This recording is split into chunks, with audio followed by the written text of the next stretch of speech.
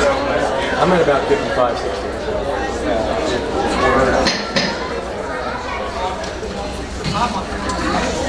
I call this meeting of the Schertz-Cibolo-Universal City Independent School District to order. Let the record show that a quorum of board members is present, that this meeting has been duly called, and that notice of this meeting has been posted in accordance with the Texas Open Meetings Act, Texas Government Code, Chapter 551. The time is now 6 p.m. Mr. Skinny, do you have a roll call, please? All board members are present except for Mr. Westbrook and Mr. Wilson. Let us know for the record that Mr. Westbrook is a firefighter and he was called to duty tonight, so he will not be able to make it. And Mr. Wilson is running late for work purposes, so he should be here shortly. At this time, can I have everyone please stand for the Pledge of Allegiance? Pledge allegiance To the flag of the United States of America and to the republic for which it stands, one nation, under God, indivisible, with liberty and justice for all. Also pledge the Texas flag. I Texas flag. I pledge allegiance to thee, Texas, one state, under God, one and indivisible.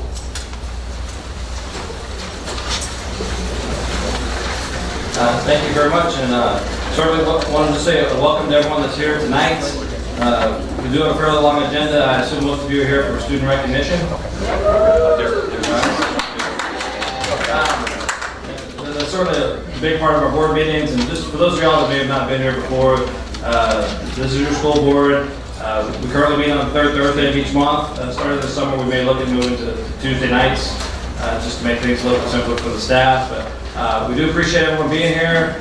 We all love this district. We have a good school district.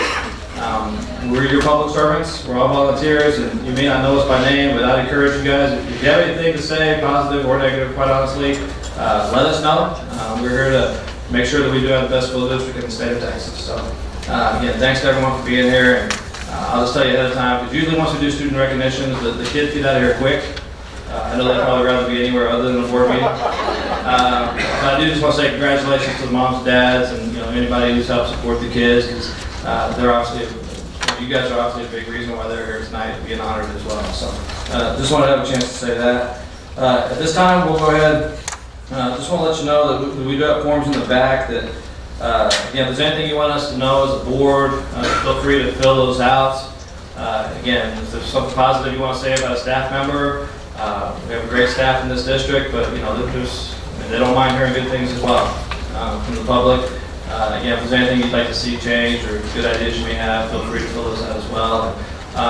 We also have a form if you have any public comments for later on tonight here at the board meeting. And Peggy, do we have any public comments at this point? No, sir, we don't. You want to start at the end? Okay. So y'all, if you want to fill it out and say your piece tonight, you're more than welcome to do that as well. Okay. At this time, we'll have the Vice President recite the district's mission, vision, values, and priorities. Well, I'm not the Vice President, but he's not here, so I'm going to do it. Vision: prepare every student to be a productive citizen. Values: leadership, character, commitment, service, and learning. Our mission: Schertz-Cibolo-Universal City ISD provides a safe, secure, and challenging learning environment through the responsible use of all resources to afford opportunities for all students to realize their individual potential and to become responsible and productive members of society. Our priorities: priority 1 is high achievement for all students. Priority 2, high performing and engaged workforce. Priority 3, effective and efficient district and campus operations. Thank you, Mr. Secretary. And at this time, we'll also have the board recite the district's belief statements. Mr. Correa. We believe all students have the capacity to learn and be successful. We believe a safe, secure environment is paramount to learning. We believe living our core values of leadership, character, commitment, service, and learning result in the ability to set and achieve lifelong goals. We believe quality instruction addresses the individual needs of students. We believe in engaging, interactive, and authentic teaching creates empowered, active learners prepared for our changing world. And we believe embracing technology as a relevant tool enhances learning in and beyond the classroom. We believe in professional learning community culture that allows time to collaborate and share best practices in order to improve continually. We We believe good communication is critical to success. We believe lifelong learning enriches staff through professional development. We believe measures of our success go beyond standardized testing. And we believe public education is defined by the local community with limited state involvement. Thanks, trustees. And we take a couple minutes each board meeting to do that, but just to make sure that we understand why we're here and that everything that flows during these board meetings is all part of our mission statement.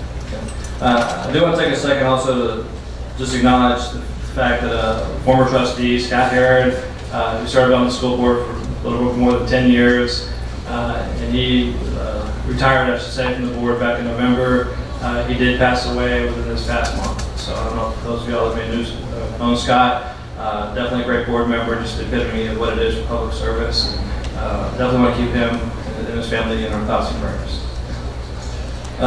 At this time, we'll go to the recognition items. Recognition of student representatives of the month for March 2016. Dr. Gibson. Thank you, President Inman, trustees, and guests and staff.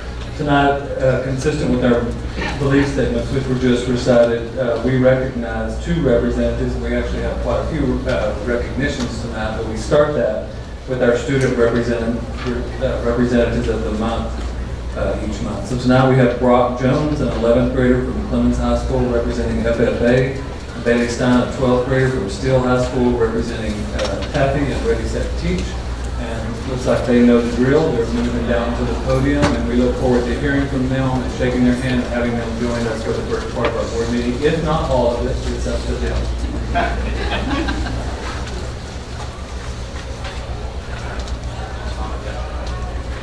Ladies and gentlemen, Thanks, Justin. There's a little bit of a button on there somewhere. You'll see it. Yeah, the one that says push. That's it. Graduated from college. Board members, Dr. Gibson, fellow employees of the district, thank you for having us. Tonight I get to introduce Brock Jones. My name is Justin Saunders. I'm an assistant principal at Clemens High School.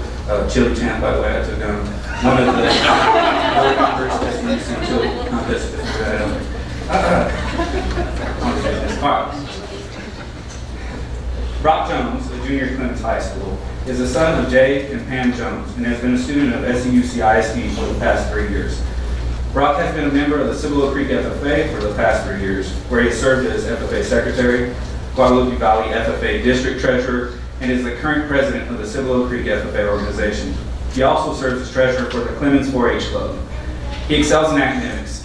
He has been in the District GT program for 2 years and is currently a member of the NHS. He has been a member of the Clemens golf team for the past 3 years and has been very successful. Brock is also actively involved in Meet in the Middle, a club where students meet and interact with the special needs students at Clemens High School during their lunch. Outside of school, Brock has given back to the community by serving dinner at the Guadalupe County Show Gala, at the Bear Bowling Hall fundraiser. He has also helped clean up and serve dinners at the Berry fundraiser and made blankets for children in hospitals during Project Linus. After graduating from Clemens, Brock plans to attend Texas A&M University in College Station to gain an undergraduate degree in industrial distribution. His plans are to then attend medical school and become an orthopedic surgeon. And if you looked at our playoff game, if you remember the big ESPN sign with the commentators behind it, he was one of them. And I probably would say that he's probably going to be president of the United States at some point. Without further ado, Brock Jones.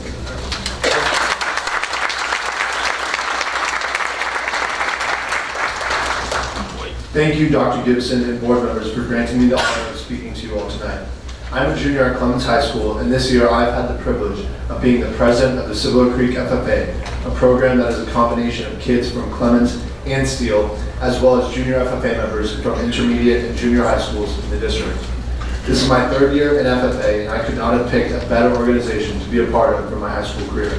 FFA has provided me with so many great experiences and opportunities over the last few years and really molded me into the person that I am today. One of the main aspects of FFA that is promoted is personal growth. I can personally attest to the tremendous growth I've undergone as a person and that I continue to experience today.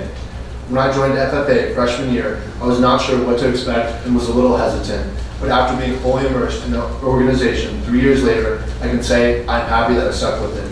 I I've gained a multitude of new skills and talents, such as public speaking, time management, responsibility, and person-to-person interaction skills. During the fall, every year in FFA, students compete on LDs, or leadership development events. These contests are meant to bolster students' public speaking skills and their overall ability to perform as a leader.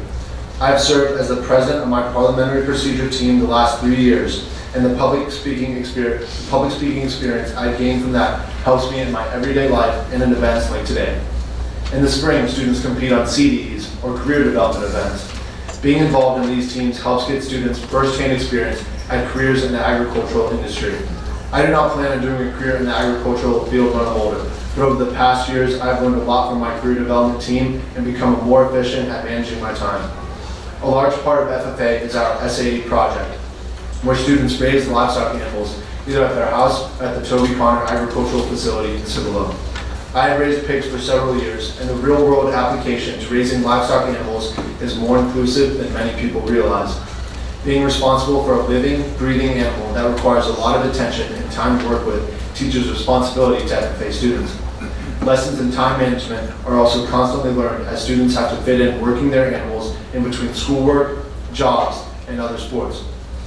Learning how to manage finances, allotting certain amounts of money to certain parts of the project teaches fiscal responsibility, among other things. One of the greatest blessings I've been a part of is being an officer for the Cibolo Creek FFA. With over 150 members, there's a lot to manage and a lot of people to please. As you can probably imagine, 8 different officers don't always have the exact same vision for how things should be done, and I have learned teamwork and leadership skills from working and compromising with my fellow officers. I believe that I will benefit from these for a lifetime. Being an officer also gets me involved in FFA across the state of Texas. Every summer, the officers travel to the annual FFA state convention to meet with other FFA members from around the state and see how things are being run. Getting exposure to large-scale conventions at an early age will help when different careers host different conventions for their respective career fields. I've learned a lot about interaction with people from a variety of backgrounds and areas and spreading ideas from region to region. Cibolo Creek FFA is also involved in multiple community service projects every year. We have an annual Thanksgiving and Christmas food drives where we take in food donations and give holiday meals to families within our own community. Our FFA chapter also gets involved with the youth in our community, setting up a booth at Steele High School's Fall Festival with games and candy for children. We also host an ag fair at our facility every year where elementary students come out and look at the facility and learn about agriculture. Just 2 weeks ago, our officer team went to Green Valley Elementary during a community open house and talked about our FFA program to expose kids and their parents to the program. FFA is the largest student-led organization in the world, and here at the Cibolo Creek FFA in the chapter, students are learning a wide array of skills that will help them later on in life. The skills I personally have learned from leadership to public speaking to quick decision making will surely assist me in my future endeavors, wherever that may lead me. Thank you all for your time.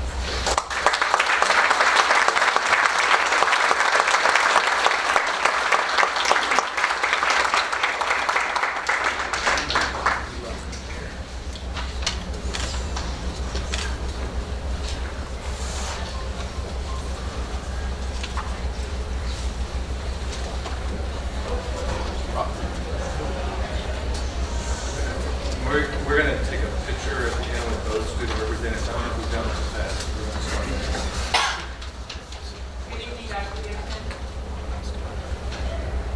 Good evening, Dr. Gibson, President Inman, and members of the board. At this time, I would like to introduce a phenomenal young lady. She moved here from Tennessee at the beginning of her sophomore year, and she is also a member of our golf team for 3 years and this year's team captain. She is a member of the National Honor Society, and she is the Vice President of Finance for Steele High School's FCCLA. Not only does this young lady excel in the academic realm, but she is also involved in community service. She has volunteered numerous summers at a Montessori school to work with children. She is a member of the Ready, Set, Teach program, which is proudly sponsored by Ms. Karen Viator. And I just want to recognize her sponsor back there. Ms. Viator states that having Bailey this past year in Ready, Set, Teach, she has seen tremendous growth in her ability to lead small groups, teach lessons, and work one-on-one with the students in her 2nd and 4th grade classroom. She is going to make an exceptional teacher. She also is represented tonight by her grandmother, Monica Davis, and she plans on attending Rocky Top University. She wants to be a volunteer at the University of Tennessee. She's been accepted and she's excited to go back there. She's going to major in education and speech pathology. I'm proud to present to you this young woman who does an exceptional job and is going to take on and endeavor one of the hardest jobs, I think, being a teacher of young children, Miss Bailey Stein.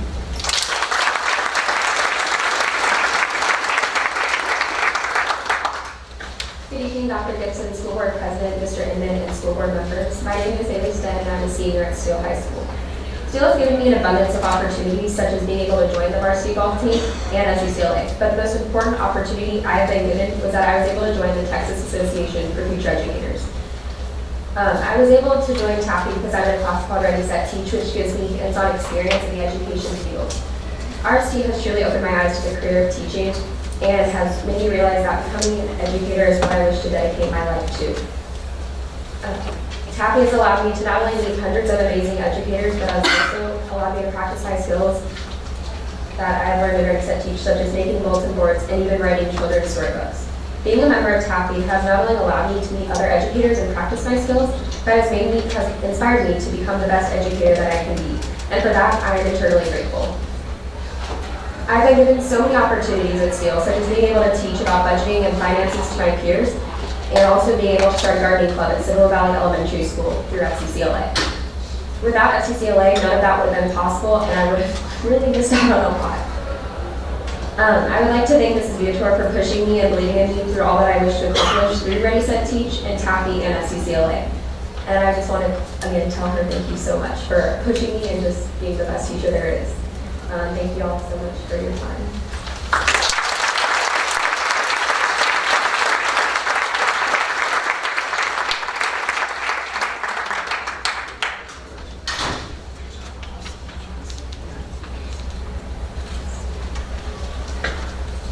Bailey, come on. Welcome out here. I'm going to get their sponsors. Yeah. Is everybody okay with that?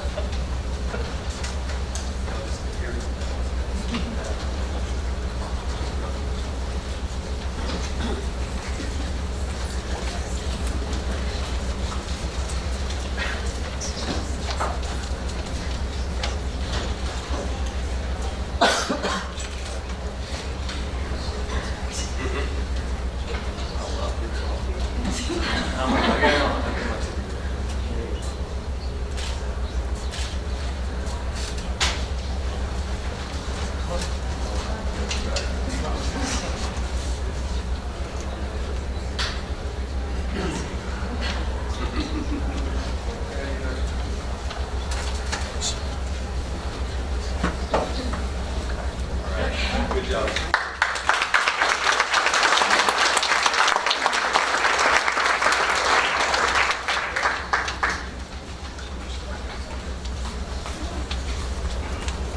We'll continue with student recognitions. Mr. Walford.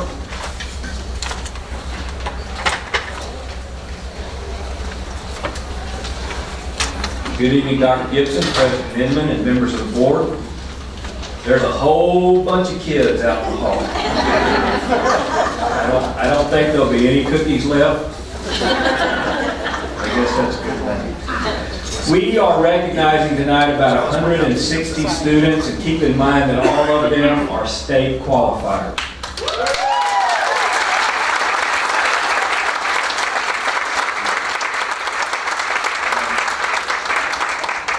Unfortunately, there are a lot of activities tonight. There are 3 playoff soccer games, there's a tennis match, there's choir and band concerts, there are baseball and softball games tonight. So some of these students are not going to be with us tonight. We'll call their name regardless because they deserve some kind of recognition. They do all get certificates. If they don't get them tonight, they'll get them Monday when they come back to school. So we'll start with Clemens High School and begin with the band students. They're led by Mr. Robert Petrisky and Mr. Rob Wheeler.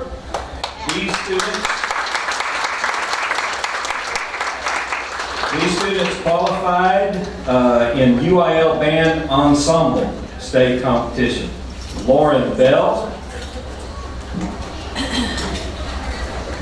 Hannah Borland, Monica Carter, Andrew Corns, Caitlin Corns, Ryan Demore, Brandon Despalt, Douglas Dunlap, Quentin Ford, Ian Fortson, Ian Gibbons, Aaron McMurray, John Moore, Kyle Newman, Mary O'Byrne, Robin Scheffler, Jacob Stanley, Megan Stanley, Jordan Taylor, and Jaden Wood.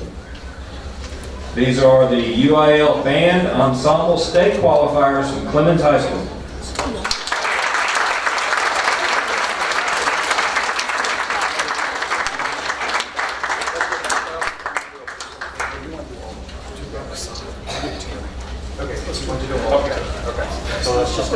Mr. Petrisky wants to do his band folks together. So our next category is the UIL Band Solo State Qualifiers.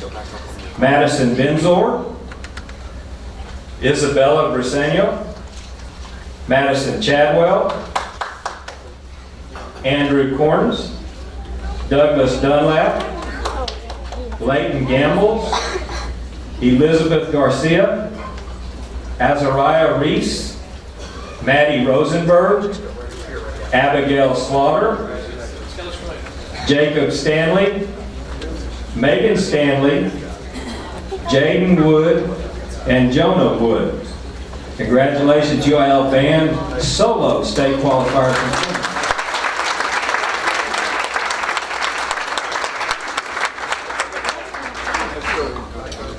One big picture, okay? Right? Yeah, right in front of the board. Okay.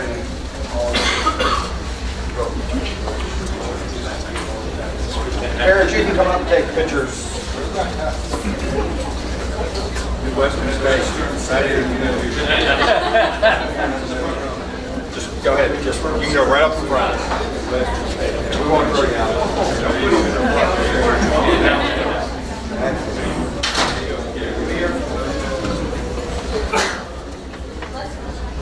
We need him to scoot in some. Hey, Rob, scoot in a little bit.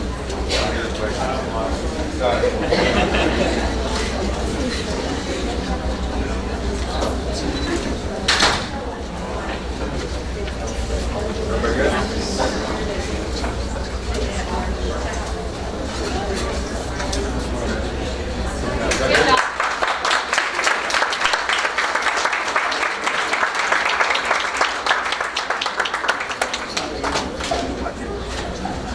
Our next group, also from Clemens High School, are our Culinary Arts State Qualifiers, and they are led by Amanda Tharp, who I believe provided dinner tonight.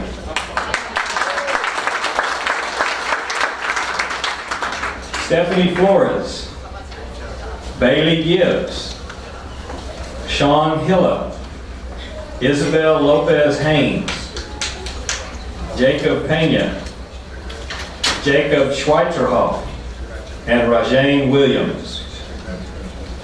Clemens High School Culinary State Qualifiers.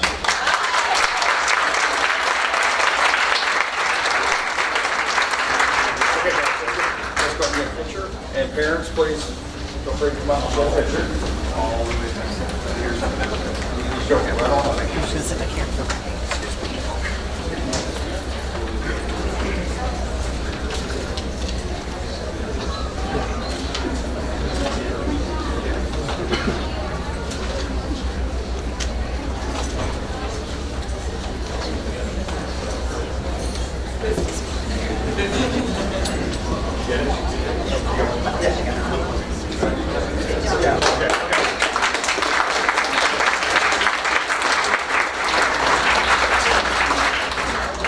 Our next group, also from Clemens High School, are the FCCLA State Qualifiers, and their sponsors, Wendy Frisbee and Katie Skull. Bridget Bratton, Hannah Blake, Jasmine Brewer, Jamie Campbell, Samantha Katango, Giselle and Sarah, Megan Frisbee, Annalisa Hernandez, Keely Hirschfeld, Carista Hodges, Elaine Hollowbo, Amara Lukey, Cameron Martinez, Ashley Masters, Lily Rogers, and Janae Williams, Clemens High School FCCLA state qualifiers.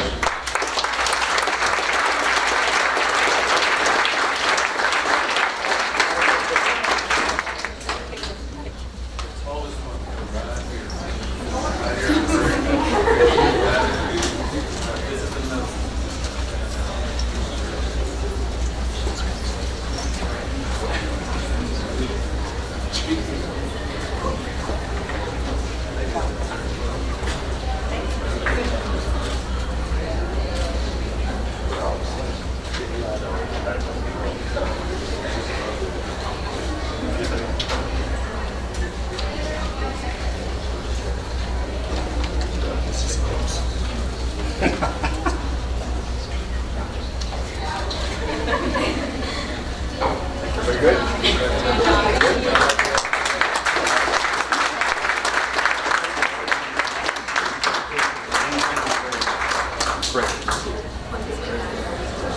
Our next category are the Clemens Health Occupation Students, or HOSA, state qualifiers. They are led by Michael Ray and Twania Parker. Robert Berg, Elaine Hollabaugh, Emmanuel Mora, Isaac Pierce, and those are our HOSA state qualifiers for Clemens High School.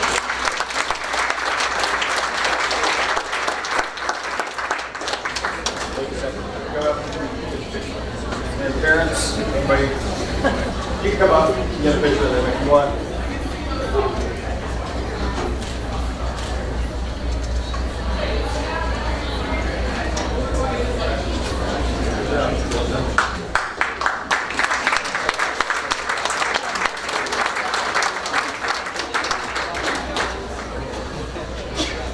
Next group from Clemens is the Technology Students Association state qualifiers.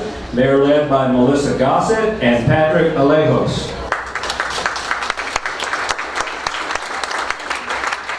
Isaiah Bridges, Jasmine Cintron, Logan Drake, Joseph Figueroa, Ethan Geyer, Dawson Milner, Alex Miner, Hunter Neal, Juliana Ratchford, and Seth Wilcox. Technology Students Association for Clemens High School.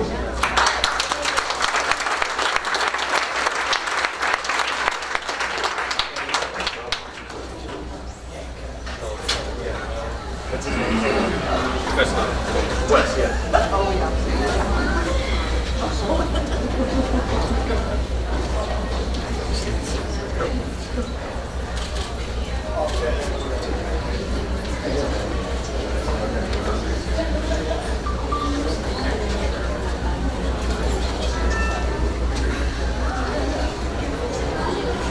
Everybody good? Scoot the pictures? Okay.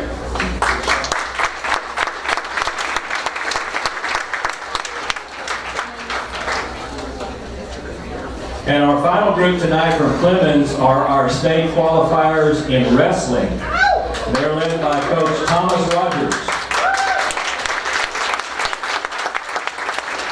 Reagan Alderseed, Sophia Dogan Patel, Elena Garcia,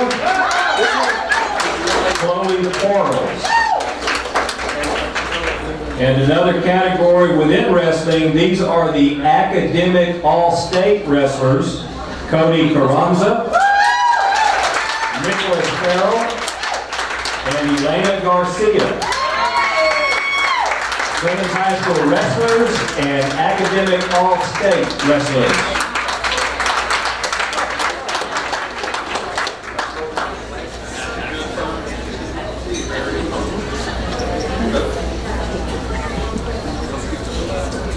You guys can come right up front. You guys come on right up front.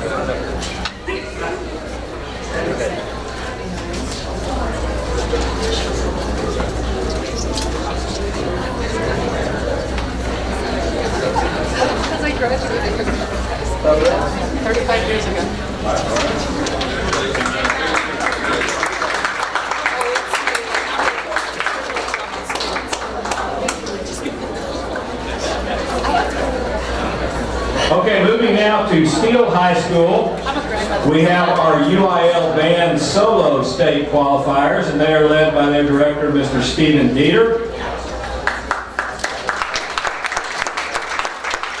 Rebecca Baumgartner, Emily Outerkirk, Mackenzie Prebeck, Samuel Truitt, Jamie Breedlove, Austin Fender, Bridget Prebeck, Brian Ramirez, Mona Valentine, Caitlin McGallagher, Samuel Buskey, Talia Snow, Shukriya Al-Arabi, Cal Craighead, Melina Guajardo, Brianna Martin, Carl Reiser, Brandon Kim, Brandon Johnson, Michael Graham, Patrick Gruber, Alex Day, Madeline Horger, Lauren May, Vanessa Rodriguez, and Rebecca Baumgarten also for the piano. Steele UIL Band state qualifiers in solo.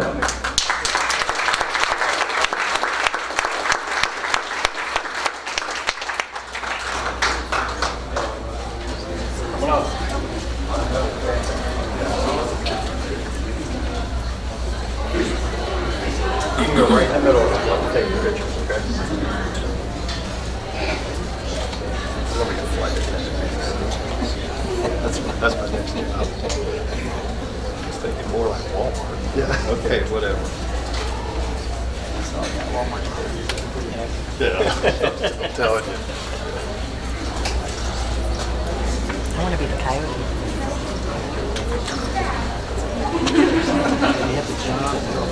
We have to be fast.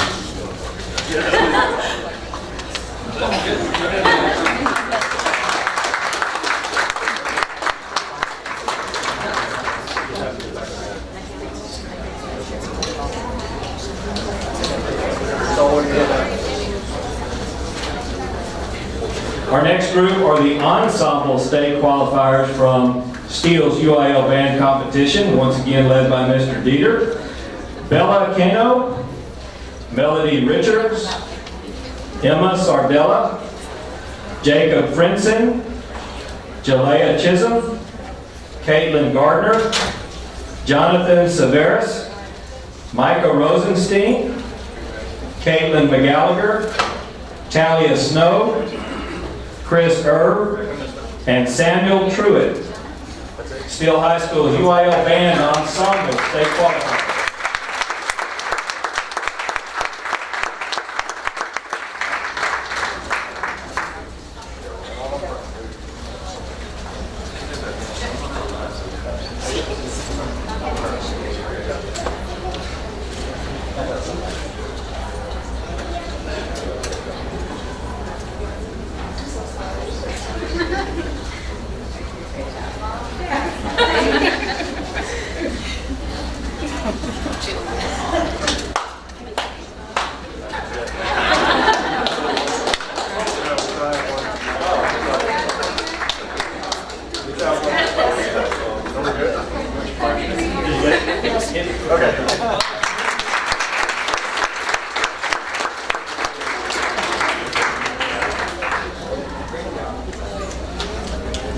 Next up, we have our Steele UIL Orchestra Ensemble and Solo State Qualifiers. They're led by Matthew Lovelace. The Ensemble State Qualifiers are Cody Barone, Cynthia Garza Herrera, and Abigail Kempter. The Solo Orchestra State Qualifiers are Cynthia Garza Herrera and Quentin Grove. Those are the Steele UIL Orchestra Solo and Ensemble State Qualifiers.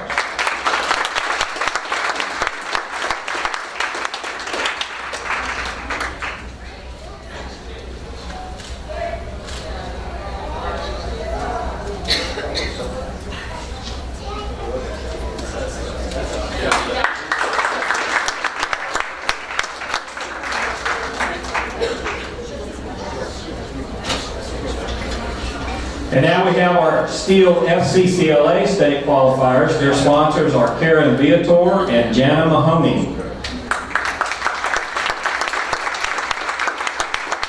Shukriya Al-Arabi, Alicia Alperin, Brittany Bish, Alexandria Busolo, Lillian Carson, Samantha Chavez, Clayton Cox, Alexis Garcia, Julia Gutierrez, Samantha Huffman, Kajana KJ Jefferson, Leah Karch, Gabriela Maldonado, Leilani Martinez, Diavion Melian, Angelica Morales, Angelina Moten, Kaylin Oliveira, Haley Roberts, Alexis Ruiz, Bailey Stein, Madison Tovar, and Josh Weigold.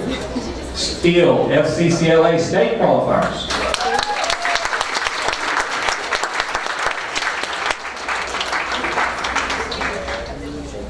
Go ahead, back up for a big picture.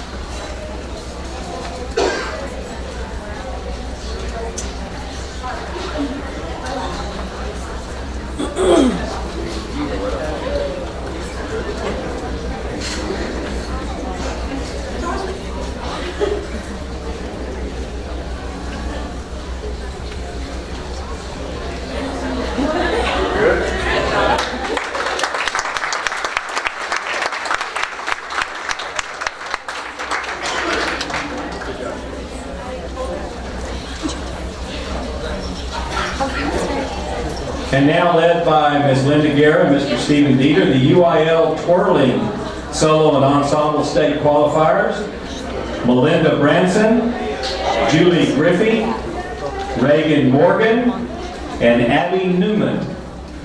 UIL Twirling Solo and Ensemble. Come on, come on up, take a picture.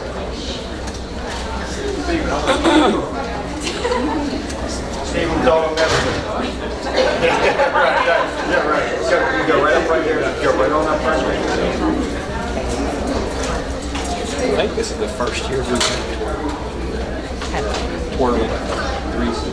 Is that like it was when we were in school?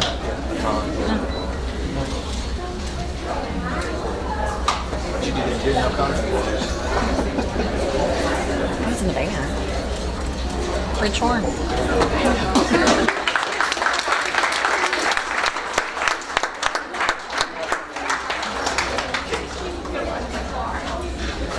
And now we have in the art category our VACE state qualifiers. VACE stands for Visual Arts Scholastic Event, and their teachers are Ms. Julie Stadtmuller, Ms. Teresa Vargas, and Mr. Brady Russell. Caitlin Briscoe, Lance Lizakowski, Ryan McLean, Elizabeth Betty Pollock, Melody Richards, and Alyssa Vargas, the VACE state qualifiers from Steele High School.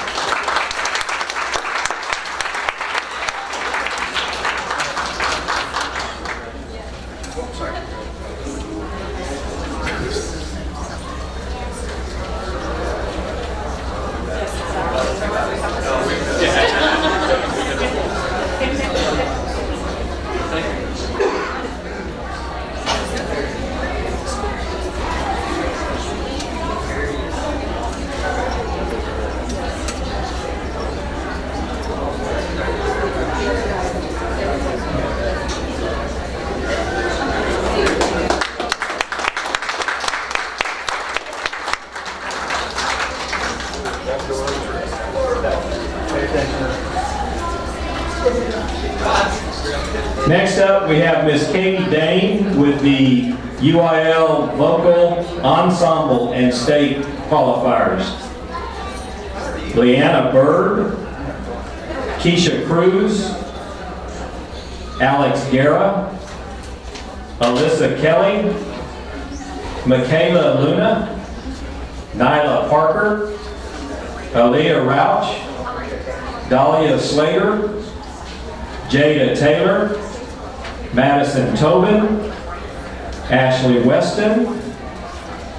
Once again in the solo division, Leanna Bird, Joshua Cruz, Keisha Cruz, Alex Guerra, Kendall Jones, Michaela Luna, Nyla Parker, Dahlia Slater, Noah Smith, Aaliyah Rauch, Jade Reed, Madison Tobin, Ashley Weston, and Lauren Warfield.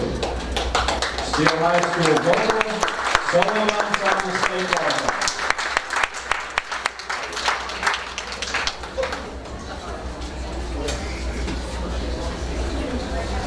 Guys, can you go right up? Okay. Go to the front. You can come right up. No, seriously. I'm for the next one. Okay. Thank you, sir. You take a picture now, so you know it.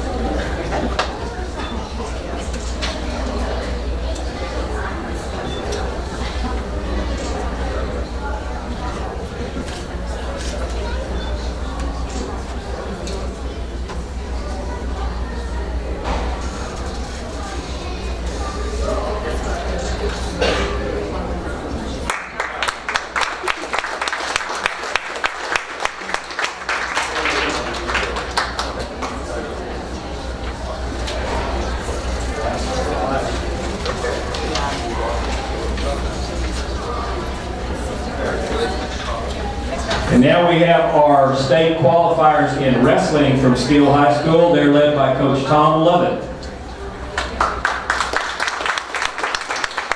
Madison Maddie Angelico, Shalaya Harris, Alexis Kimbor, Alexander Saylor, and Henry Willoughby. And I would add that Mr. Saylor and Mr. Willoughby are at a national wrestling tournament as we speak. And I would like to point out that Henry Willoughby is Steele's first state champion, and I believe first individual state champion. He is the state champion 6A wrestler.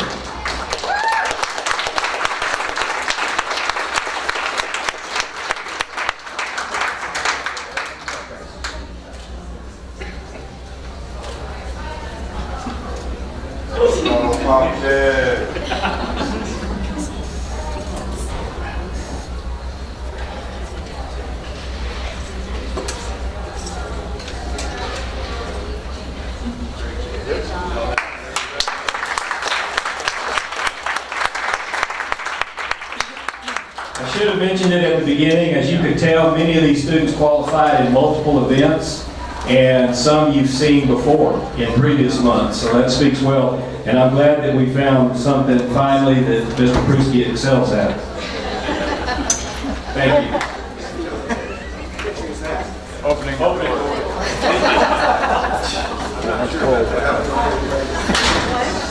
That's good. They eat it here.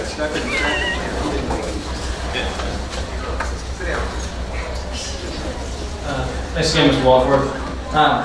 This time we'll move forward. We have recognition and presentation of Mindset on Math music video. Mr. Walford as well.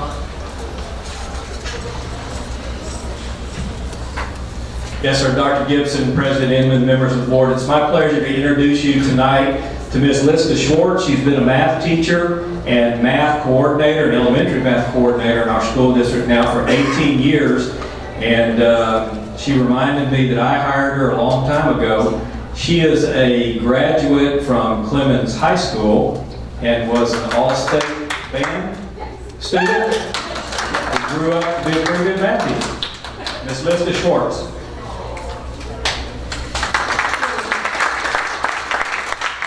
I actually went to school with President Inman, so. but I will tell you, I was older, so. There's a great deal of change happening in the math classroom.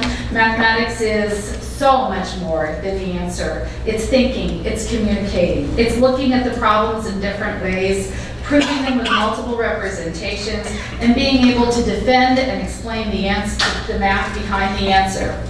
This video that you're about to see features teachers from all 8 of our elementaries and our 3 intermediate campuses, along with our executive officers. It was inspired by the fabulous math education that is happening in the classroom, giving students the skills they need to be successful in their future. It demonstrates how students and teachers are expanding and understanding the applications of mathematic processes. The hope is that everyone can use this video to inspire students to be successful, share these things with parents and community with many facets of the math classroom, and showcase the wonderful work SCUC teachers are doing. The amazing vocalist is Melissa Dean from Simple Elementary. The lyrics were written by myself, and a big thanks goes out to all the SCUCISD teachers, the Clemens Broadcasting Network, including their sponsor, Ms. Elliott, for their dedication and enthusiasm, for it made this video possible.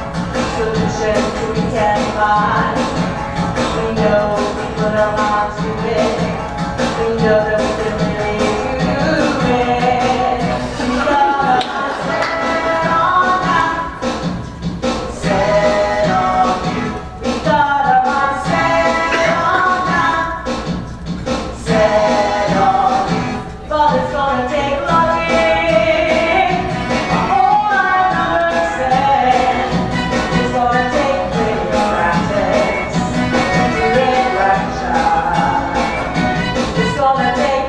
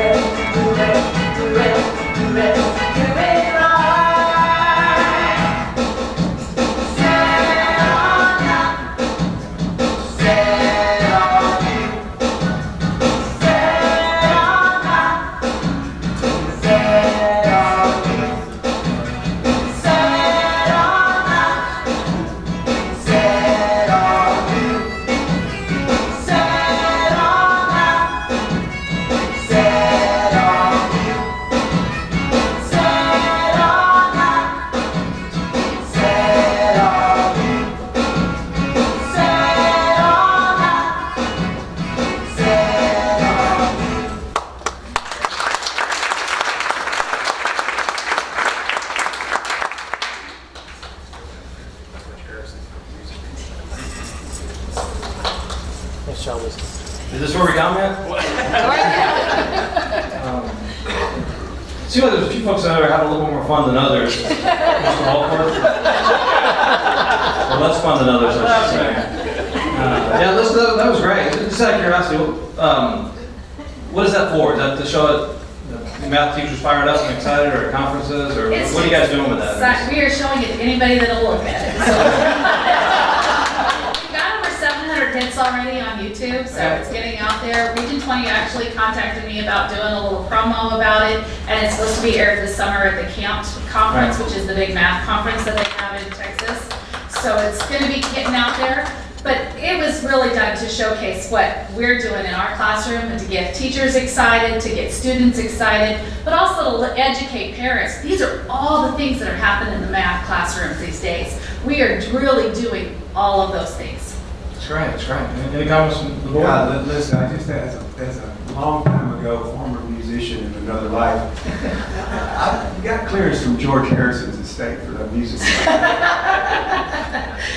We're good. We actually got it, yeah. We actually took it from karaoke. It was free, and so we checked on everything to make sure that we would have no problems. Super good. Thank you. It was great. Thank you. What's it called on YouTube then? If we wanted to... Mindset on Math 2015. We finished it in December of 2015. Great. All right. Any questions? Comments? John? You're so upset that you didn't have a video. My only comment is thank you for not including the board. No, but I'll take the YouTube and I'll put it on the Facebook page. Awesome. Thank you. Schertz-Cibolo-Community website page. Awesome. Thank you very much. Appreciate that. All right. Thanks, Liston. Appreciate it. Thank you for your time. You bet. And just, normally try to get the crowd to stay a little bit later for things like that, but it's hard to keep some of those parents in here. They're ready to get on out there with the kids. So I'd love to see a lot more folks get a chance to watch that. All right. This time, I recognition of the SCUCISD Procurement Department and adoption of a resolution. Mr. Suarez. Dr. Gibson, Mr. Inman, members of the board. The National Institute for Governmental Procurement has proclaimed the month of March as Procurement Month to further expand the awareness of the procurement professional's role to government officials, the general public, business, and corporate leaders. Procurement, like many support functions, operates in the background. Procurement in SCUC consists of purchasing, central receiving and distribution, mail, and print services. Their mission is to support our district's educational mission by providing our campuses and departments with quality goods and services in a courteous, reliable, and timely manner. To that end, their department priorities and guiding principles keep them grounded and provide the framework to achieve their mission. The purchasing and supply priorities are to be customer-centric, be a high-performance team, relentlessly pursue processes improvement. And the purchasing and supply guiding principles include professionalism, honesty, integrity, loyalty, teamwork, and respect. I'd like to, if I may, just read the proclamation very quickly. Whereas the public procurement profession plays a significant role in the efficiency and effectiveness of both public schools and business. Whereas, in addition to the purchase of goods and services, procurement adds value to the organization by performing such functions as executing, implementing, and administering contracts, developing strategic procurement strategies, and cultivating working relationships with suppliers and other departments within the organization. Whereas public procurement professionals at Schertz-Cibolo-Universal City Independent School District and other Texas public schools have tremendous influence on the economic conditions in the local and state level with a cumulative purchasing power running into the billions of dollars. Whereas the purchasing and supply department of the Schertz-Cibolo-Universal City Independent School District is committed to providing high-caliber logistical and operational support of all departments within the district. And whereas the purchasing and supply department of the Schertz-Cibolo-Universal City Independent School District recognizes and practices the purchasing and supply guiding principles of professionalism, honesty, integrity, loyalty, teamwork, and respect, established by their own people by mutual agreement as a fundamental tenet of public procurement profession. And whereas the National Institute for the Government Procurement has proclaimed the month of March as Procurement Month to further expand the awareness of the procurement professional role to governmental officials the general public, business, and corporate leaders. Now therefore, we have asked Mr. Inman, the board president for Schertz-Cibolo-Universal City Independent School District in Schertz, Texas, to hereby proclaim the month of March 2016 as Procurement Month and at SCUC, and urge all citizens to join the district in recognizing the role of the procurement and supply management profession within Texas public schools. Mr. Inman did sign this earlier, and I'd like to present it, if I may, to Mr. Matt Rivera.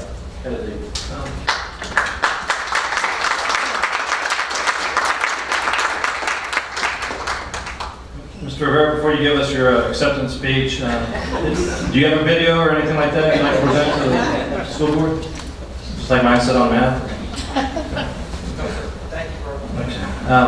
Yeah, I've been here for a while, and I know you've been in that position for quite some time too. I just want to say, you and your department do a great job. It's one of those areas that can be troublesome sometimes if we don't do a good job in that area, and that's what gets you written up in the paper. And I don't think we've ever had that problem. And you've done a very good job, and certainly, have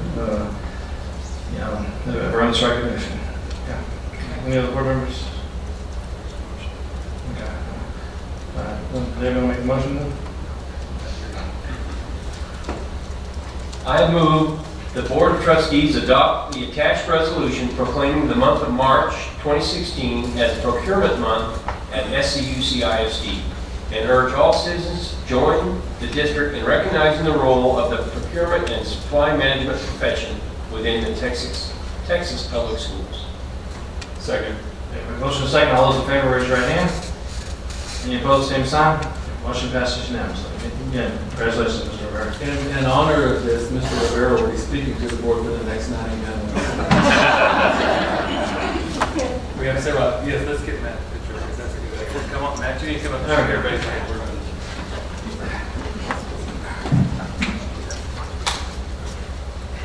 And I still drew applause just then, so we'll get a picture.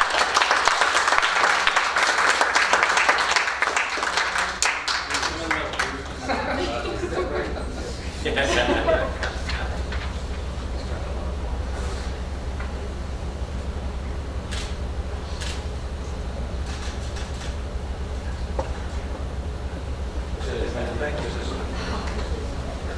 Good job. Bring a video.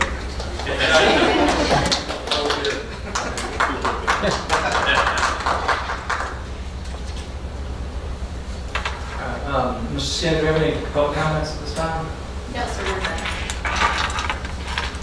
We'll just do one other item here real quick, and then we'll recess for a short break.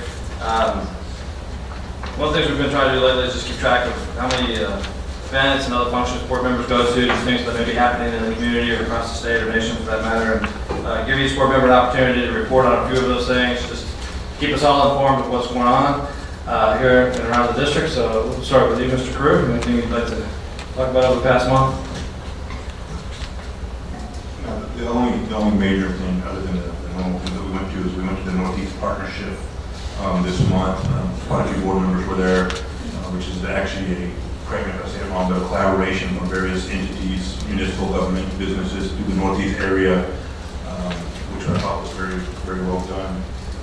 I think they appreciated our involvement this time. Nothing to add.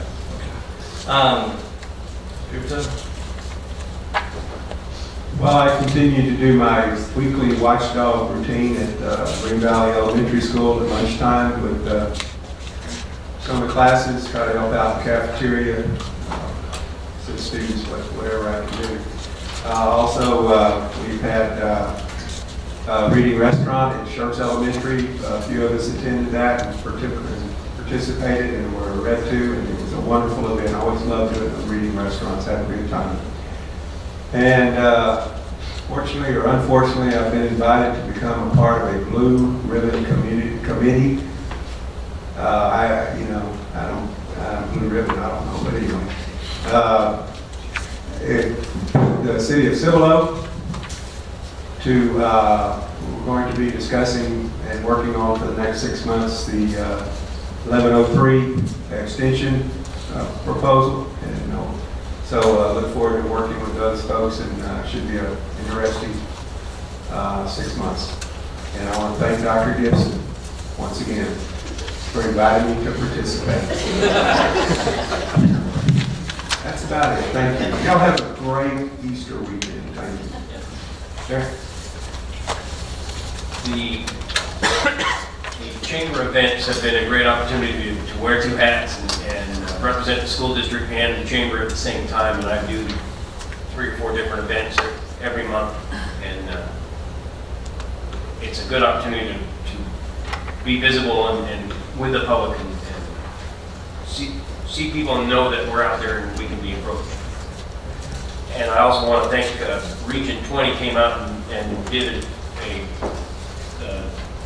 presentation, brought in people from other school districts who needed the same training and worked out well. We're around a central location. That worked out very well. I was also part of the Reading Restaurants Hours of Pascals and Schertz Elementary, and I love second grade and first grade. Participated in 2 different schools. Loving Red Tune made me miss those days when mine were little and read to me. And also, I've been attending the Community Advisory Committee, and that has been great to be part of. We got a presentation by the group that also went to the church chamber, which were some of the employees of the district that use their spring break to present. And it was great seeing their presentations, so I really enjoyed that. Just a couple things. I definitely got my fill of basketball this past month. We get exactly how the Clemens girls did, but I know the Clemens boys did very, very well this year. They had one young man made all-state first team. He was also a football player, and I think that was the first year he ever played football, so he was able to play both of the sports. The Steel Lane girls basketball team both made the Final Four, and they were regional champions. That's phenomenal. I think that's the 5th or 6th year maybe that the girls have been at that level, and I know for the boys it was the 2nd time, and there's only good things to look forward to in the future with both of those programs. Also, Dr. Gibson and I participated in a radio program. First time I've been on the radio. A station called Radio San Antonio. Did I say radio or Michigan? SARadio.com. SARadio.com. Just want to give a shout out to them. Jay Tope is the Host? lead DJ, whatever. Shock jock. That's what we call it. Invited us to be on that, and appreciate them for doing that. And listed they specialize in just 80s music, so it's actually pretty good. Quite honestly. So that was a lot of fun. Just gave us a chance to, I have no idea how many people were listening, probably, not a whole lot probably, but nevertheless gave us a chance to just brag on this district and the staff and the students and all the good things that are going on here in SCUC. Dr. Gibson, anything to add? I'll pass one back there. Okay. All right, appreciate the board members for doing that. And at this time, if there's no objection, we'll go ahead and take let's do an 11-minute recess. So we'll be back in our chairs at 7:15 and give everybody an opportunity to meet with the parents and say goodbye to the kids. Yes. I probably first.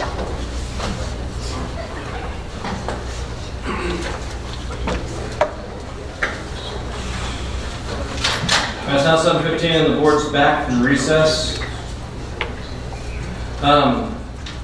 And the board's allowance, I'm going to move one item up just quickly here out of respect for Miss Cindy Clegg, who's an icon across the state of Texas with the TASB. And how many years have you been with TASB now? 35, but he's counting. 35 years, okay. I'm counting, that's why I'm saying this. So we just want to move her up when she came down here from Austin, so any objection to moving that item up? She's going to do a report on TASB's salary survey and all that. So, all right, next item solely for discussion is the TASB salary and stipend study for school year 2016-2017, and then I'll hand it over to Ms. Campbell. Good evening. Good evening, Dr. Gibson, President Inman, and members of the board. The district contracted with TASB to conduct a salary study, including stipends for the 2016-17 school year. Cindy Clegg is here from TASB and will be giving us a report tonight on her findings and recommendations to the trustees. Good evening, Dr. Gibson, Mr. Inman, members of the board. I'm going to kind of stand over here. So, yeah. That's perfect. Okay. How are you? Good. See you. So I was here, I know there's a few new members of the board, and so I'm going to keep this short. I'm very happy to report, as I was doing last year, just about this time, that this district continues to maintain a very well-managed, well-structured, and competitive compensation plan for your employees, including the coaches of all those students who are up here tonight. You'll be pleased to know that they are competitively paid for what they do. So just to hit the highlights here, so I've been working with this district on compensation. We designed the first market-based compensation plan for the district in 1999. And I work with a lot of school districts across this state on compensation planning. And this is actually one of the easiest accounts because it is so well monitored and managed on a regular basis that we never really find anything big. And this year was very similar. You maintained your position. There's a few tweaks and adjustments that we're recommending, which is normal for any organization this size. So when we look at the market, the competitive job market for Schertz, these are the districts that we compare you to, and this has been a consistent group we've used over the years. So when I say market value or market rate, it's the median rate of pay among this particular group, and they were included for all of the employees and jobs that we surveyed. Judson was the only one that did not participate in our stipend survey for extracurricular duties. Just a reminder of what your market-based pay strategy is, and that is to build pay ranges for jobs that reflect the competitive market rate for those jobs, and to keep your experienced employees within about 10%. That's kind of what we consider a comfortable range of the market, 10% above or below. There's some room built in your structure to exceed those boundaries for very senior people or beginners with no experience, but for the most part, that's the zone we're trying to keep you in, and we found that to be true. This graph shows your teacher. That blue line at the top is where Schertz pays teachers coming into the district. The green line is the 75th percentile of that market group I mentioned, and then that dark line is the median of the market group. So again, you continue to lead the market in teacher pay across the board, across all levels. So very, very healthy teacher pay plan. And one of the things, I just put this in here because I was very impressed with the district's ability to draw in a very good balance of experience among new hires. This graph shows of the teachers that were hired new to the district last year, how they were distributed in terms of experience. What we're used to seeing is that blue slice of the pie that are beginners dominating that graph, and you have a very good balance. You're able to draw across the whole spectrum, and that's a great thing. So our recommendations for teachers is that you maintain your starting teacher salary at $50,000. We had a lot of discussion about this with Dr. Gibson. As you have been on the board know, there's been a great deal of pressure because of the teacher shortage to improve beginning teacher salaries, and beginning teacher salaries across the state, but especially in urban areas, have been increasing faster than any other part of the teacher salary schedule. There is only one district in that group that is above $50,000 now, and that's Northside. They've kept going up. So you're right in there with the top tier. And what's happened because of the pressure on beginning teacher salaries, we've had a lot of compression. And so we're now at a point where you had only about $1,000 salary spread between a third year and a 10-year teacher. And that's a reflection of what the market is like. So because you're not having any issues, we recommend just holding the line at $50,000 and making some little adjustments in your schedule to try to create a little more spread in that first 10-year mark. And I will see, but we're advising a lot of districts to do that, and hopefully we'll kind of slow down that chase in the beginning salaries. The other thing, of course, as always, is to provide a pay increase to continuing teachers. Of course, this is not an action item, and this is all adjustable, but we modeled for cost estimating purposes in our plan a 3% budget. That is, I believe, what you spent last year on average pay raises, and I think that will, again, keep you in the position you are today in this competitive marketplace. So that translates into $1,700 for bachelor degree teachers and $1,775 for master degree teachers. And we've also, as I mentioned, we've made small adjustments. They're just a few $100s, but at years 4 to 11, in addition to those general pay increases, to relieve some of the compression in your schedule and get those teachers a little more value difference between the 3 to 10-year teachers.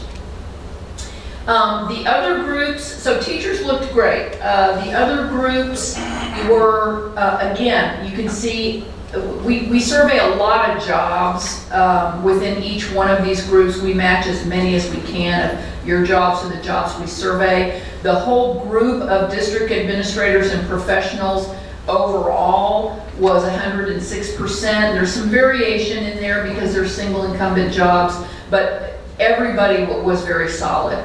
The campus administrators and professionals, this includes your counselors and therapists, speech pathologists, they were at 9% above average, and that's great. That's really a good place to be in. Your clerical and paraprofessional group were 5% above overall, and then your auxiliary was at 100%. That's not unusual to see auxiliary a little lower position because of the turnover. That's typically the highest turnover category. So that's still a good, healthy place to be. And for all those coaches that yielded all those student recognitions tonight, the athletic stipends we looked at compared to market, and as a group they are 9% above. We recommended a few, I think there were 2 stipends we recommended adjusting out of all of those. They look really solid. And then performing arts and academics. So our recommendations for the other groups are to adjust pay structures for market inflation. This is just a normal part of maintenance. These were minor adjustments. We added a level in the administrative group to separate, to create a more of a career progression for assistant principals at the junior high level. Your minimum wage will go up from $9.31 to $9.57. So just kind of an inflationary maintenance adjustment. And then again, we modeled 3% increase based on the midpoint of each pay grade, which is your normal practice and also what we recommend.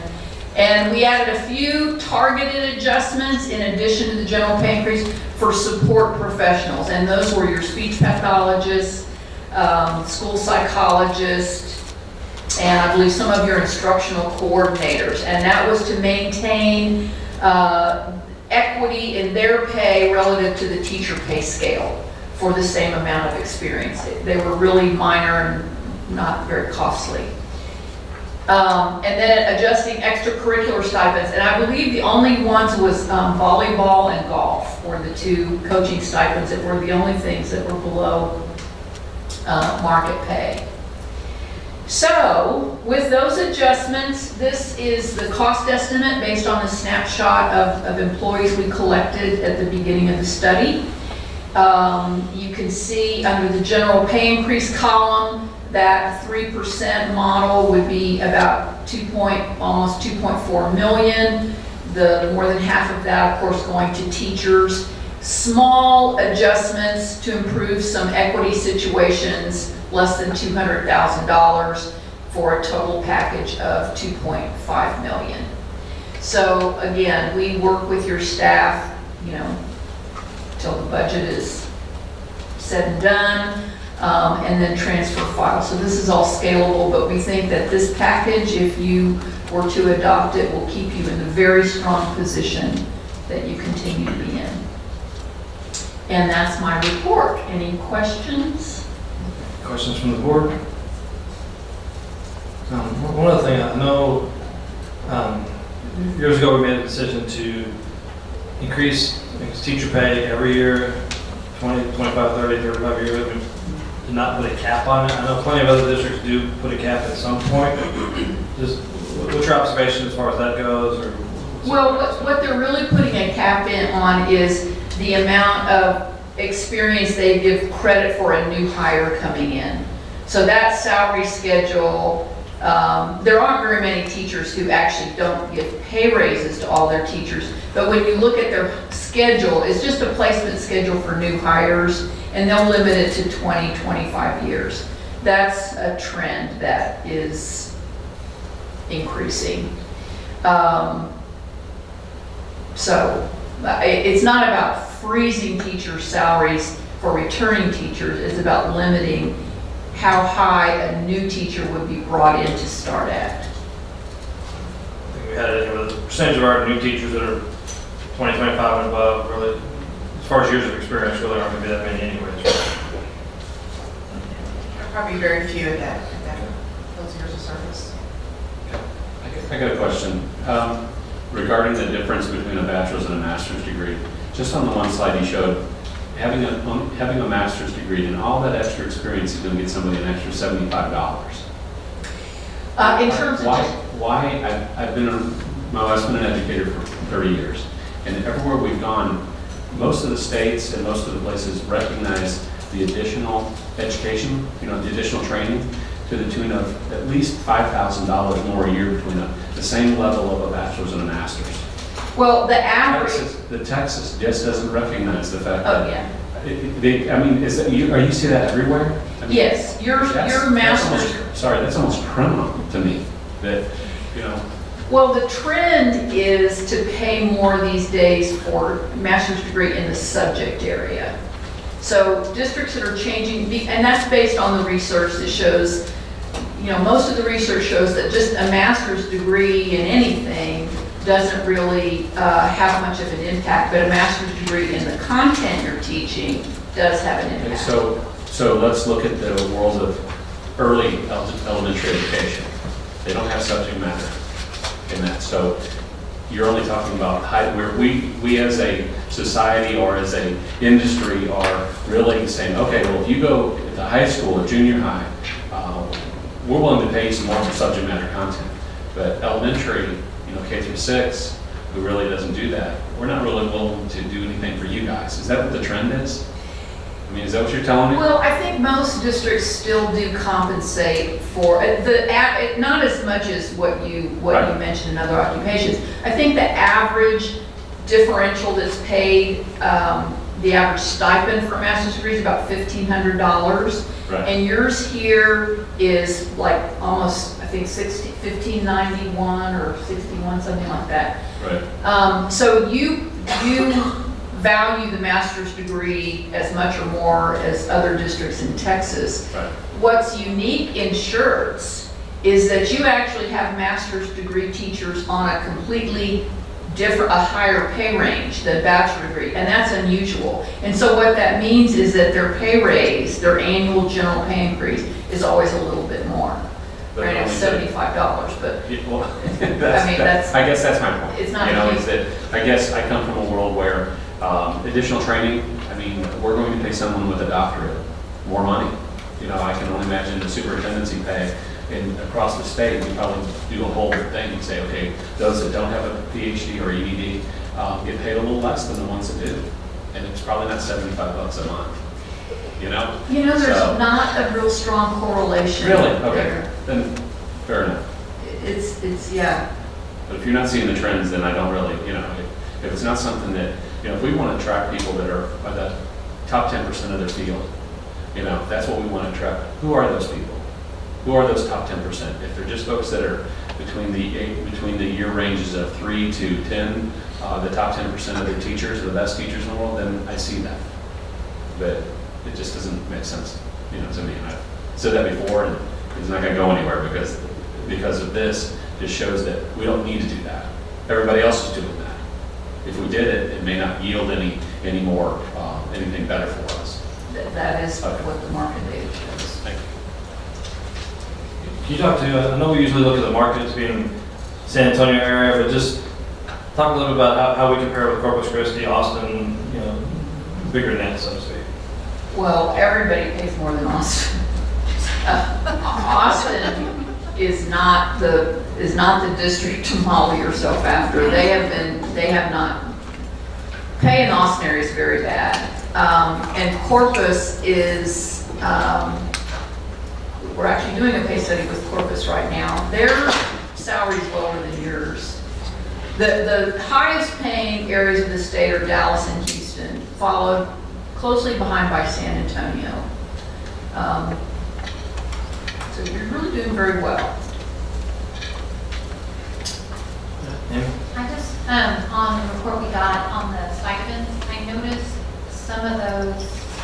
some districts didn't report it, but those like for math, for science, bilingual, ESL, any thoughts on that? I mean, I know some of them didn't report it, but then I noticed, you know, you don't have that. Yeah, we had a lot of conversation about that too. We've talked about that for a couple of years now. In your market group, that's not a very prevalent practice. Most of them, you know, on a statewide basis, paying stipends for secondary math and science has been increasing every year. There are more districts that pay it, and the amounts paid go up and up and up. But it's not happening in this particular area. So I know what Dr. Gibson said, that's something we need to keep an eye on and may need to, at a future date, introduce, but at this time, it hasn't been a problem. Thank you. Just one last thing for me. Is there any kind of unique compensation ideas floating around the state right now? Dallas has completely gone off the rails and has something totally different. In fact, Dallas, because they're trying to attract the best and brightest teachers, are paying $4,000 to $6,000 bonuses based on GPA, grade point average. That's part of their recruiting. And they have totally abandoned the salary scale. They have totally abandoned the traditional model of pay for years of service. Their pay is driven solely by, content knowledge, professional development, and performance results. They have a very, very rigorous evaluation model with a lot of assessment data included. So that's the most, that's the biggest change going on. Any further? Ms. Clegg, appreciate it again. Thank you. Thank you. Good to see you. I'm sure we still miss you. Okay. It's not as much fun. Yeah. Not as much fun anymore. Get more cookies served.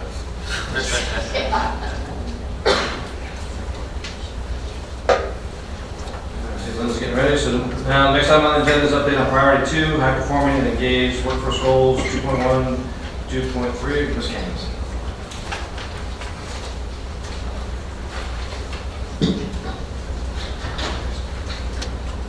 Good evening. Tonight I'm going to report on our priority 2 update. When we first look at priority 2, we have 4 critical questions that we ask ourselves. First one is, what does our staff need in order to do their job effectively? How will we listen and learn from our staff members? How will we know if staff members are fully on board with the vision of the district? And how will we continuously improve? Just as a reminder, we have 3 goals within priority 2. Goal 2.1 is workforce satisfaction. 2.2 is workforce engagement. And 2.3 is helping us measure the training, growing, and learning for our professional development. This last year, in 2015, our data showed that satisfaction we were at 68%. That was an increase from the previous year. And looking at our benchmark schools, which is nationwide schools, both elementary and secondary, they were also at 68%. And then top 20 is our businesses and schools in the San Antonio area, who are also large employers, who also take the same survey, and their data was showing at a 74%. we were one of those top 20 in that area. Looking at our overall engagement, in 2015, we were at 73%. It shows that it looks like we had a decrease, but they did adjust some survey questions around, and so we really did make an increase, but just the way they adjusted the survey this last year. Looking at the benchmark schools, we were above the benchmark schools. They were at 70% and right below the top 20 at 74%. And then to measure our training, growing, and learning, we pull actually 2 statements from our survey to measure this. And the 2 statements are, my manager helps me learn and grow, and I get the formal training I want for my career. And overall, we had a 70%, which was an increase from the previous 2 years. So what we've done this year is looked for a listening and learning opportunity with our staff, and we have incorporated a staff advisory process. We met in the fall of 2015 on each campus and department, and that included a cross-section of staff. We made sure that we included auxiliary, we had cafeteria, custodial staff, we had teachers, paraprofessionals. We wanted to make sure we were hearing from all staff members. And we shared our 2015 data. And from that, we asked each department and campus to complete a SWOT, just as a tool to get some feedback from them. With those SWOTs, we then brought the SWOTs back from the campuses and departments and asked Team 1 then to really look at those and identify some themes within that SWOT. And then again, we'll go back out in the spring and meet to share those actions and things that we're doing from the SWOTs. We do have campuses now and departments that are following this very similar process to gather feedback and then develop actions based on their own data from their campus and department. Looking at our SWOT themes, these are the things that came up for this last year's data. We, under strengths, show that our staff were committed to the students. There's an abundance of staff in our district who truly care about their work with the students and learning. Overall, it seems like our district is going in the right direction. And then, most importantly, the fact that most employees think SCUC operates by strong values and ethics, and that will help us really grow in our confidence in the motives and origins behind our district plans. Weaknesses. Some of the weaknesses that came up as themes were complacency among our staff, pay and benefits, particularly our health care. Communication continues to come up, lack of communication vertically. And then they asked us to please clarify before this next survey goes out, who are the leaders and who's supervisors when we answer those statement questions. What does that mean? Who are we talking about? We actually have done that already. Under opportunities, again, communication, focusing both within the district and from the top level down, making sure we're hearing all employees at the campus and department levels, and just trying to ensure that all employees feel that they're well informed. The next one comes up about the PD. They appreciate the work that we've done on professional development, and they're just asking for more possibilities in training. And then the last one again was greatest opportunity to improve in our pay and benefits category. Under threats, pay and benefits came up again. Second one was as we expand in our schools, as we grow by more and more kids, just making sure that we have enough auxiliary employees, our custodial, maintenance, our warehouse, to maintain the operations of the district. Ensuring our pay structures are compensating fairly for the years of service. That our administrators, both campus and district, are more in touch with the campus and are more visible so that staff have a trust in the leaders. And then systems and the work responsibilities. As we grow, it's harder to be consistent across those campuses, and so they're just asking that we pay attention to that. And so what some of the actions we have done this year based on the SWOT, Dr. Gibson is out on campuses at least 2 to 3 times in departments as well, meeting with staff members. We have been purposeful about our professional development calendar. We had an instructional calendar, and now we've actually developed an operational staff development calendar as well. Scheduling of the PLC days into the school calendar, the staff is feeling like that's beneficial, and they want us to continue to do so.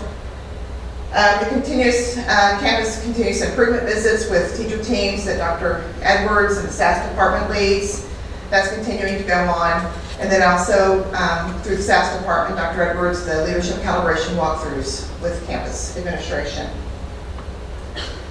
We also this year, we now have a great conversations team that's helping us spread the positive word about SCUC with our community members. That's been real positive. We actually created a new teacher academy this year. They have met at least 4 or 5 times this year already. And actually, I think we're coming to the April board meeting for recognition. We made sure that we developed our teacher mentor protocol, and our mentors were actually trained this year in expectations and responsibilities of being a mentor to help the new teachers. You heard it tonight that we completed the TASB salary study. We have begun work with our new insurance consultant. You'll hear a little report on that this evening as well, on some work that we've done there. And we have increased our awareness and participation in the SCUC Wellness Initiative. We actually have gone from 2% participation of those that are on our insurance plan in the Vitality Program to 58% now this year. So we're continuing to just provide as much as we can about wellness, because that's going to help us with our employees' with cost savings along with the district when they go out for bids on health insurance. We also conduct an exit survey for our employees that are leaving the district. This is the data that comes in a year behind. We give them it's an online survey for them to take. We did encourage them to take it. Our participation wasn't real high this last year in that, so that's something we're going to continue to work on. But this gives us some data to look at as well. We probably hold more to our staff satisfaction survey data than we do the exit, but it's still something that we want to take a look at and always make sure we're monitoring. So if you look at the top 4 reasons for teachers leaving, this last year it came in as relocation is the first, then retirement, better opportunity, and health or family circumstances. Respondents other than teachers, so our employees other than the teachers, the top 4 reasons in that category was retirement, working conditions, better opportunity, and then health or family circumstances.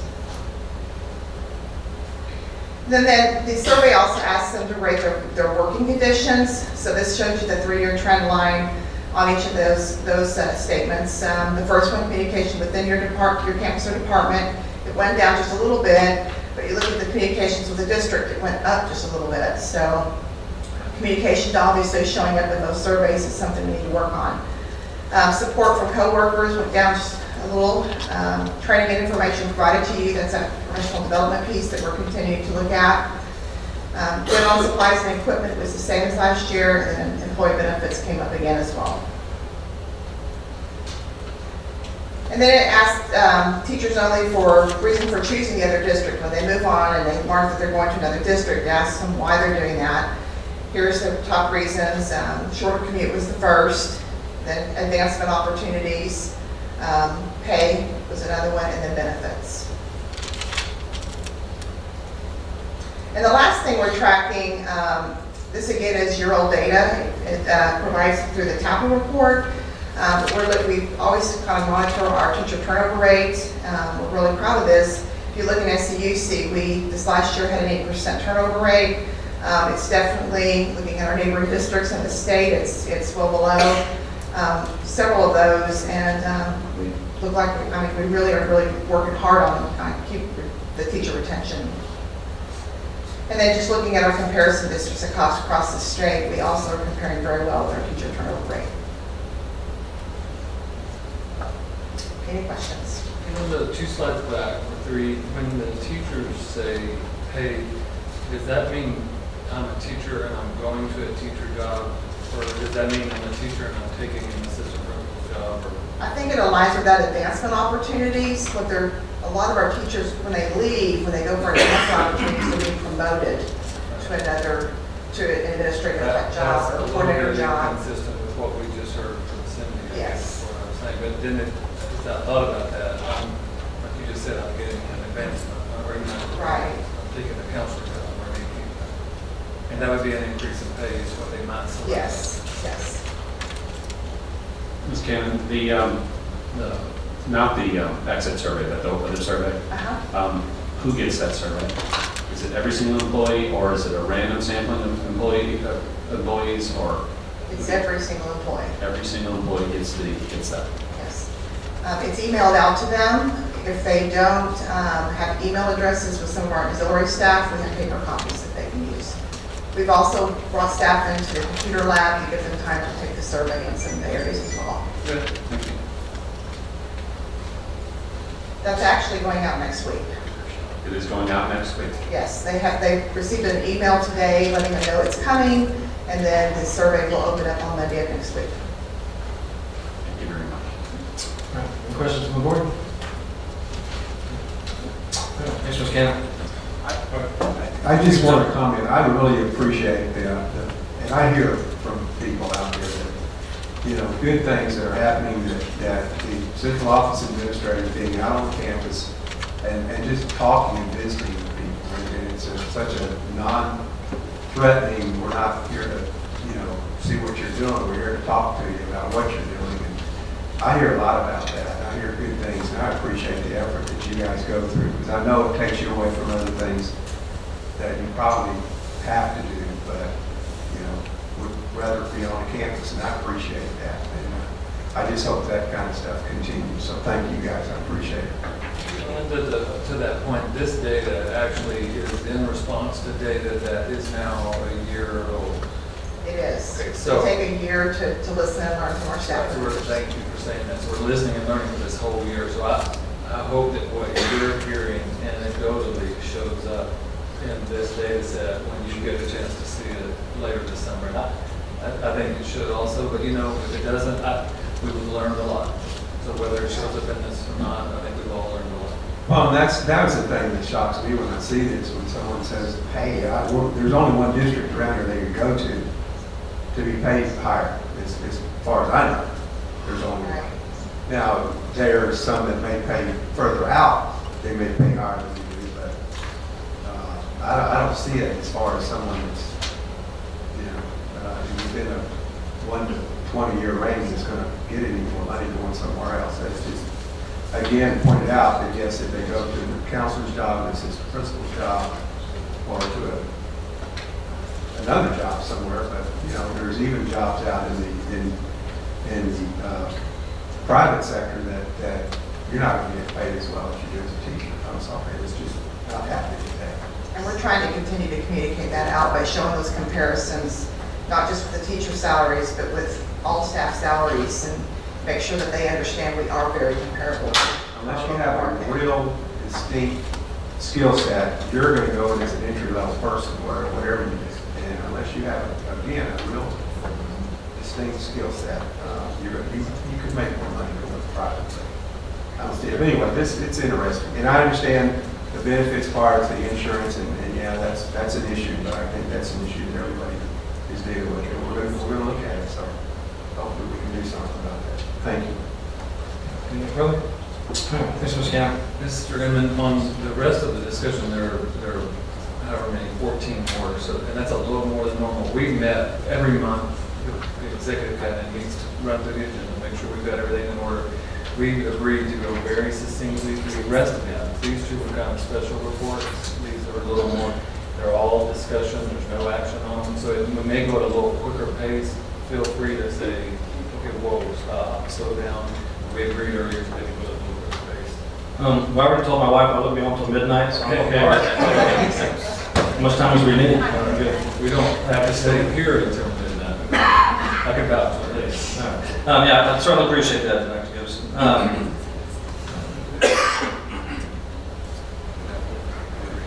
All right, next item, number 3, discussion, instructional materials, allotment, and TEAC certification, 2016-2017. Ms. Maloney.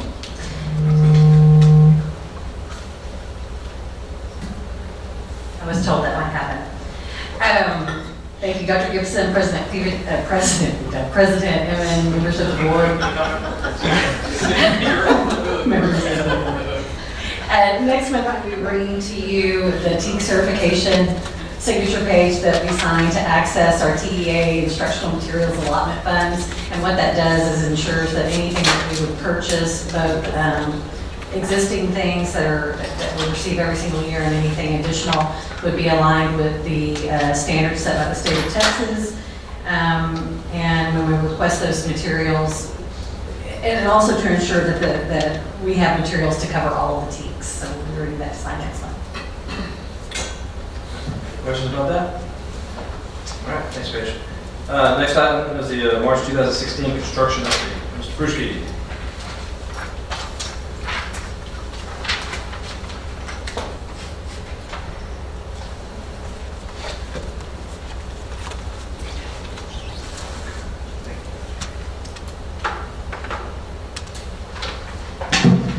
Good evening. This one is probably going to be the most well-received construction update because it's probably going to be the shortest we've ever gone through so far. And moving through the projects, Cibolo, 99.9% done, Steel, 99% done, Beer Gym done, campus entry improvement done, and stadium done. So what I was going to do tonight is just go real quick, a brief overview of what's going on at Adobe and entertain any questions from that point forward. Hey Wayne, before I forget, since that it's really important that you just said done, nearly done. April the 13th, I don't think we did a good job getting that information to the board after talking to a couple of board members. We're queuing up the next bond, if you will, for this November, and we're having a joint meeting with the Community Advisory Committee. So our trustees, we'll go ahead and post it, and for trustees, it won't be the first and only time for that information to be heard. But of course, I think it's really important, and you just heard done. That's what made me think about it. Well, that's going to be the next project. And there's some very interesting ones, and we want to make sure that everybody has a chance to learn about it. April 13th, 6 p.m. Correct. That'd be April 13th. It'd be a combined Community Advisory Committee meeting with our demographer, financial analyst, Dr. Gibson, and yours truly here providing some information about the future of the district in regards to the next potential bond program. Okay, so moving right along, and this is posted. No problem. I don't need a video. Adobe Junior High. We are now past the halfway point, roughly 57%, and we are moving forward. We're erecting the steel in the new admin area. That is the last domino for the project, other than the kitchen, which will be taking place during May and summer.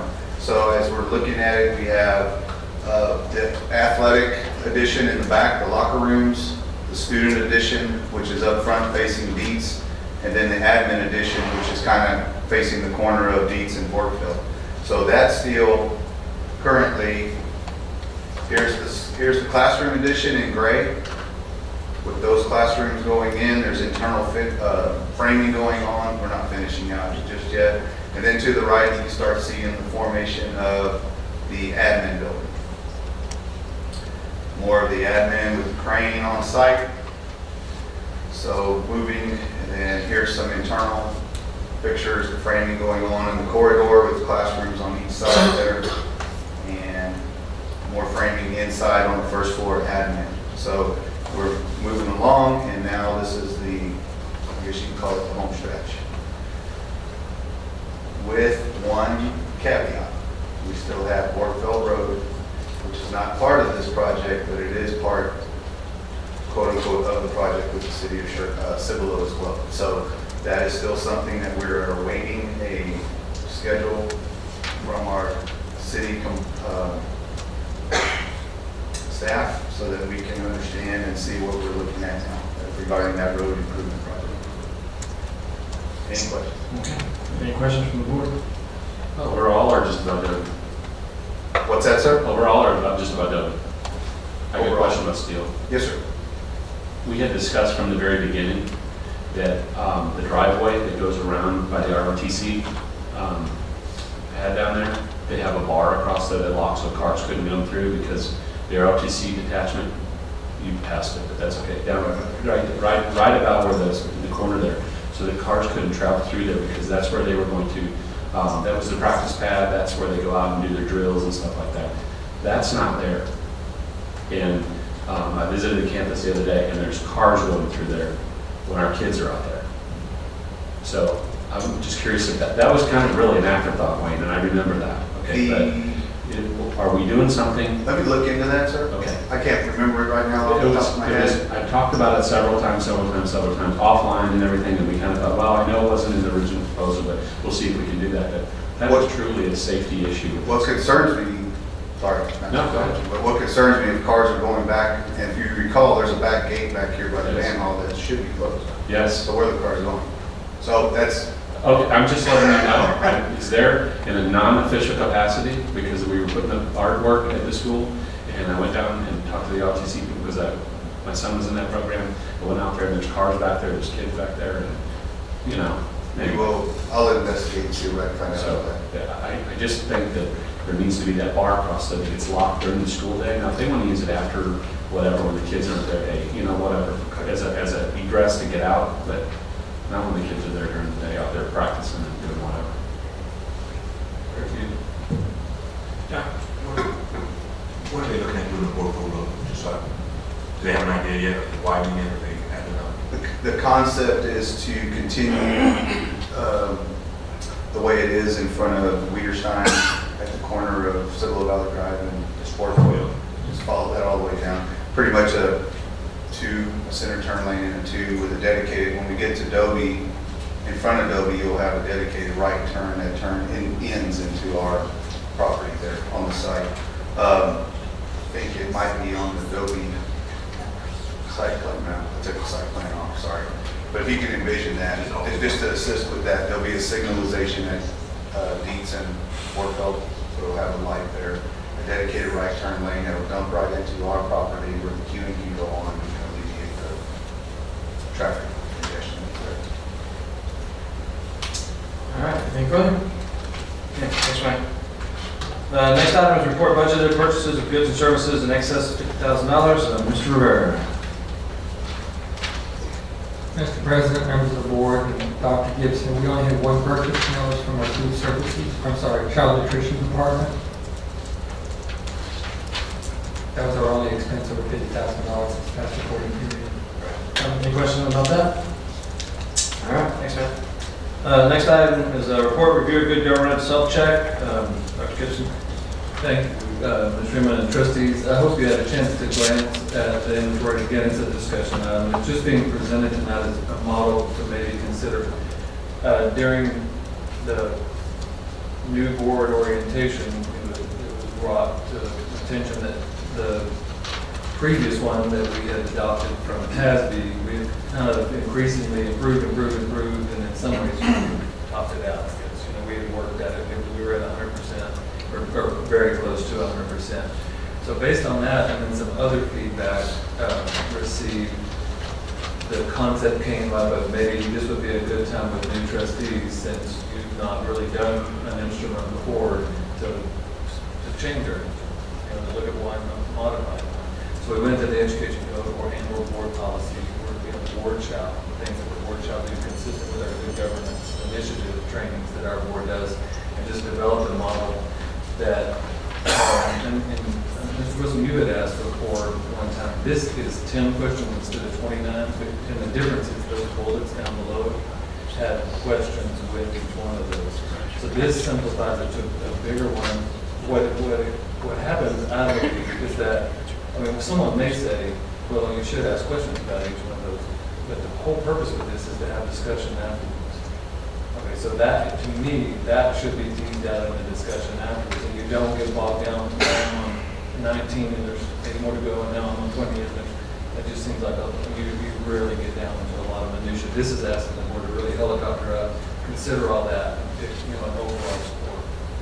So again, to be brief tonight, it's a draft. You see draft on it, Mr. Inman and Ms. Etram, and I just emailed it around and kind of kept adding to it. I did ask one of the local city managers to look at it just as because he had his request. He had said, I know you guys do that. What does that look like? So I let him look at this one and our previous one. And he said, from his perspective, you could almost substitute the council or city council for the word board, and modify a few other education terms in it, but then it would be a little more universal. And we don't have to do that, but the concept of maybe benchmarking with each other, looking at each other's results, might be something to consider. Because if one's doing higher than another, gives the opportunity for some collaborative discussion between us about what we're doing. Again, I'm going to leave it at that. To be brief tonight is that draft on. We can take as long as we can pitch it and go back and grab the TASB one, or we can consider this. Any questions on that? Again, whole goal there was just for the board's own self-evaluation. We good? So, thanks, Dr. Gibson.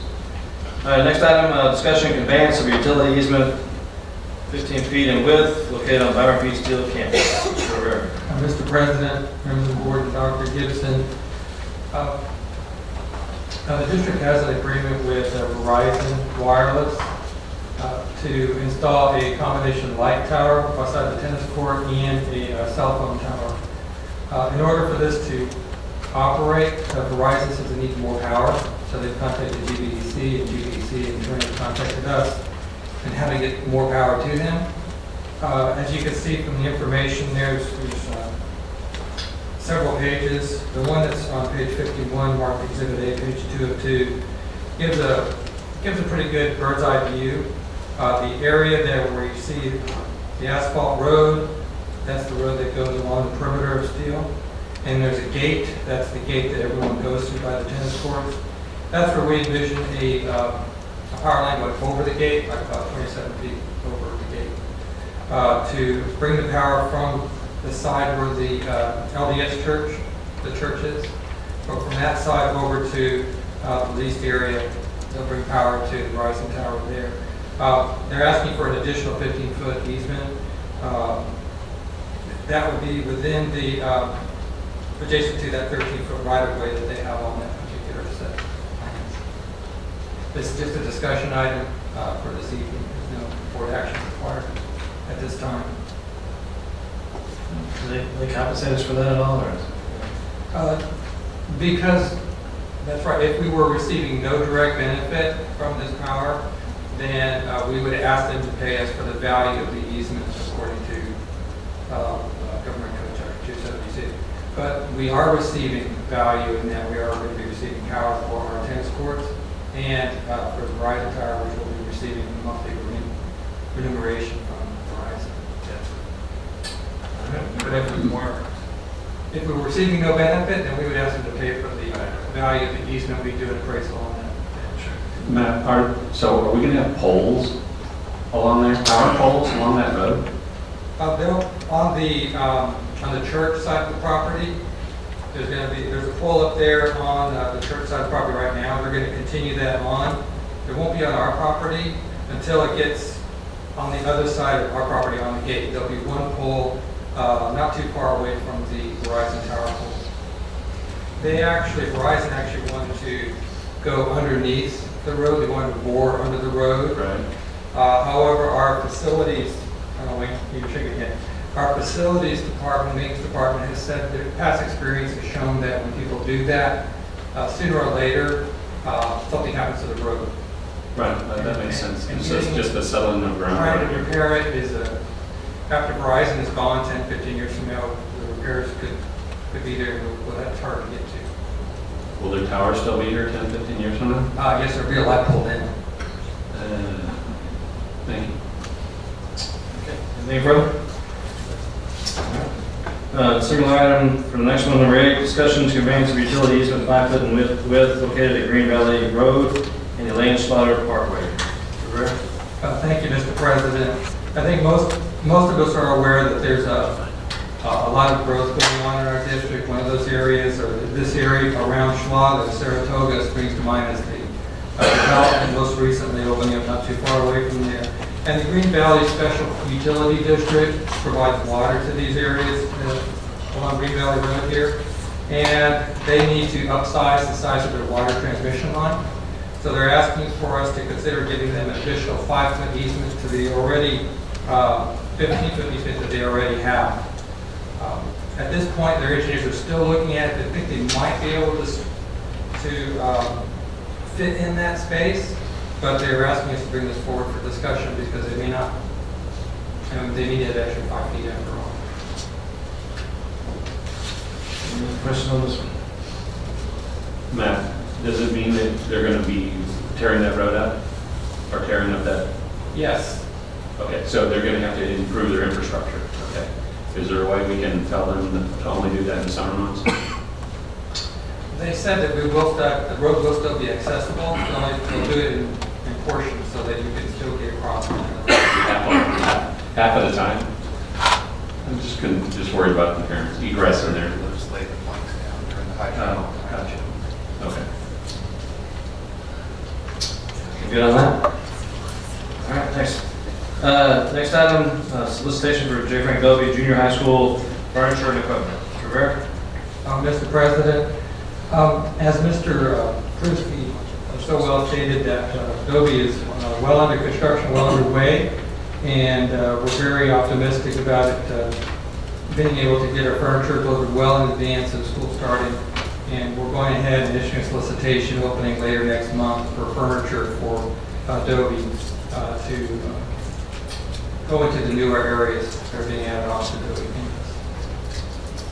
Right now, our estimate is about $180,000 for the value of the new furniture coming in for various classrooms, labs, art room.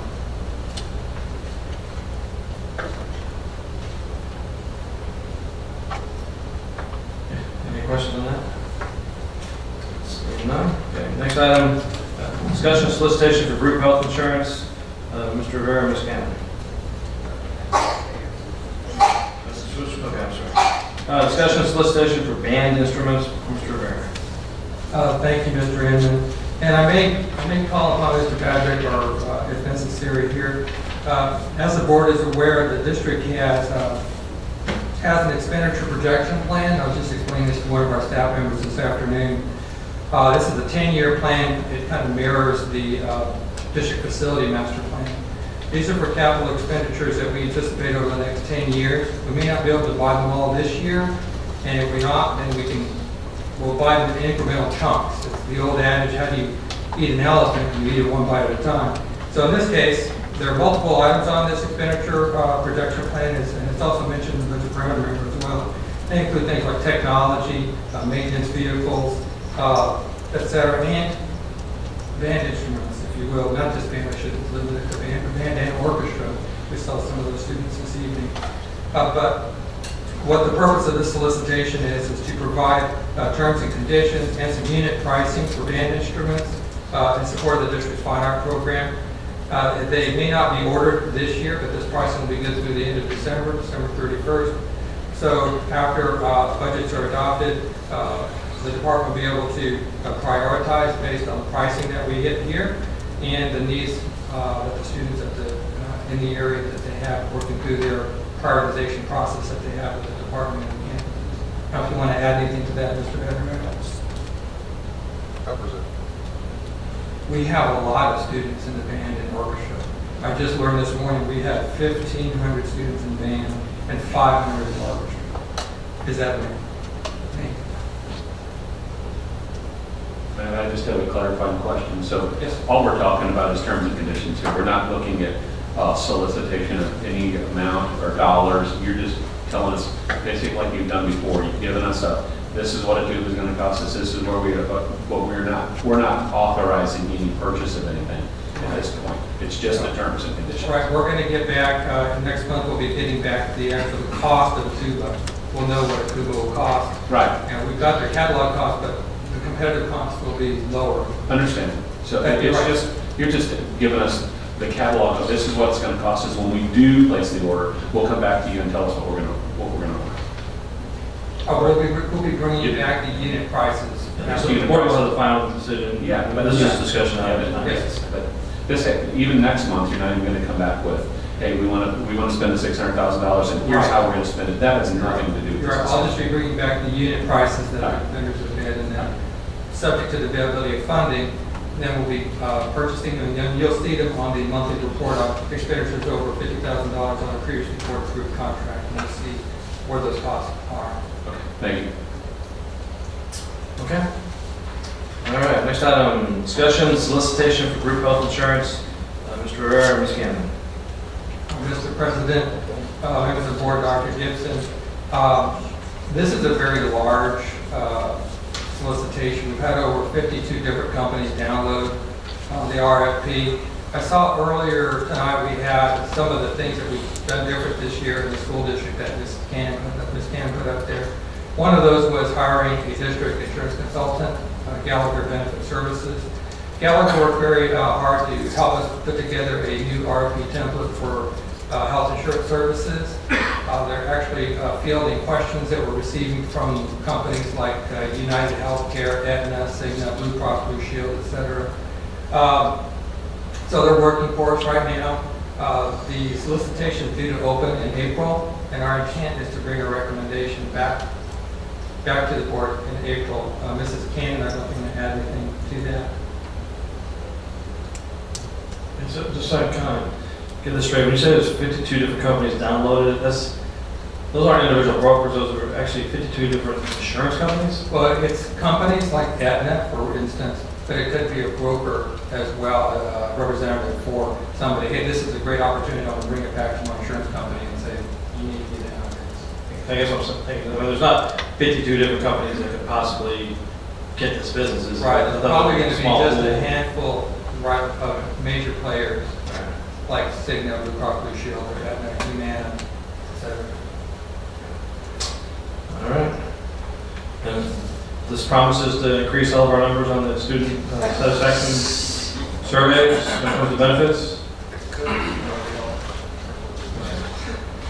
We're not keeping the status quo. We're doing something different. Yeah, I think on this one too, just like with compensation, I mean, we're one of the higher paying districts out there or around here, and sometimes you wonder, do the employees know that enough, or do we inform them well enough of that fact? And I think with the benefits too, just like the process we're going through, let's just make sure that we're informing the employees that we know this is important, so we've listened to them, we're taking these steps in an effort to try to get them better benefits, more bang for the buck, so to speak. And not that you guys are mad, but let's just make sure we're communicating that to our staff. Yeah, and that's a really good point. It was on my 15, 16 initiatives, from the board, and so those get communicated by me directly to the staff. And I'm going to recommend later tonight to keep that on 16, 17.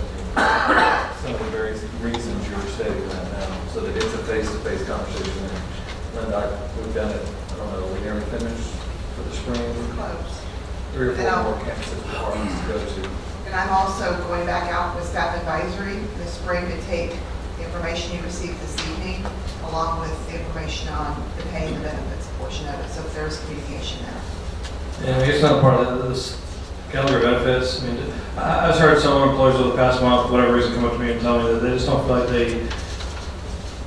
there aren't little mini seminars on their campuses about how to handle their benefits or their retirement plans or 403B that what school employees have. They don't know enough about those, or there's just nobody informing them, or where do they go to ask questions? And I just kind of heard that a little bit lately. And is that something that this group is taking a look at as well, or is that just something we need to do in-house? Yes, Gallagher is going to help us with that. And along with that, we're trying to increase the wellness and provide some benefits to our staff for many seminars. We're doing a diabetes academy here pretty soon. We've had the mammogram unit out, and we'll continue to do that. But we're trying to really beef up what we're doing as far as the benefits goes, so that our employees do have the information that they need. And some of the things that they mentioned to Linda and others is that that's what they do, is they communicate value. And they want to communicate value to our employees, and they're looking for ways on how to do that. So having them on board is going to be to the good, definitely helping communicate value and other methods other than what we've been doing in the past, in addition to those. When I read that TASB, the compensation and benefits report, I know they mentioned some things, especially the prescription and stuff like that. So when it goes out, when those things come back, we'll hopefully we make sure that some of the stuff that's included.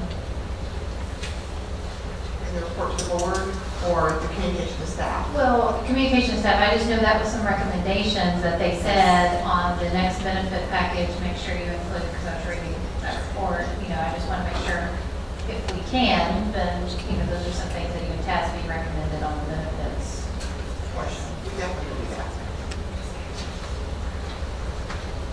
Any further questions? All right, good to go. Thanks, guys. All right, next item on the agenda, discussion amendment to the school resource officer interlocal agreement. Mr. Vernon, Dr. Gibson. Mr. President, members of the board. I'll just begin with, I believe one of our cities approached the school district and asked about some questions, and that keyed in that, well, maybe we need to be relooking at our SRO agreements and to answer more questions and to have some discussions with them about what does the SRO program look like, how we started doing an evaluation, so to speak, internally, and how can we make it better. And so we've begun by beginning to identify some key areas for discussion with them. And we haven't finished the discussions yet. We've just made them aware of these different areas. And we would like things to get better. We looked at some of the best practices from other school districts, what they're doing. And we know that our SROs are there for our students. And we're talking to them about how can we communicate that you're here for the students. You're not a negative, but you're a positive. Or you're somebody they can trust, somebody they can go to. And the SROs themselves have a lot of training and expertise, and these are the kind of things they want to lean into already just naturally sitting here and then. So we're actually just not codifying, we're trying to definitize those things into our agreement so that those will keep going on after somebody who's worked on, but the SRO program will still remain. Dr. Yeah, I would just add that on Article 1.12, another component of that we've worked on is to try to set a threshold, if you will, and it's similar to our staffing guidelines. Those aren't an automatic trigger, like one day we have one more student than that, so it happens. But that starts the conversation, and that's been very helpful, I think, to kind of figure out what's the amount that's appropriate with secondary schools.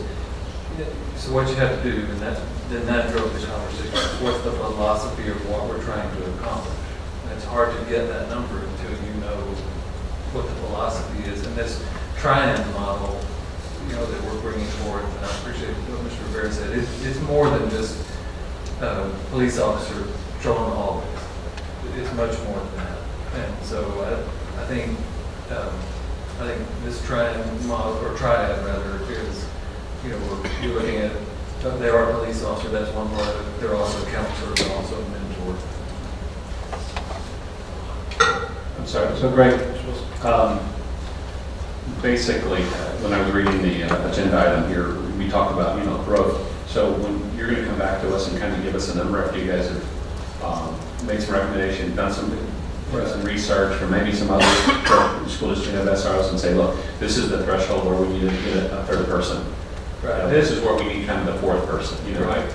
So that's what's going to be embedded in this as well. Yeah, that's Article 1.12. And right. If we initiate this now, and I would recommend it, then it will warrant a need for one additional one for Schertz and one additional one for Civil. Okay, so under your example, that's kind of what you're basically thinking. Right. Give us an idea. Yeah, and we wanted to get back to what is the philosophy of what we're trying to accomplish, then set a number, which we did this 1,200. Okay. Oh, okay.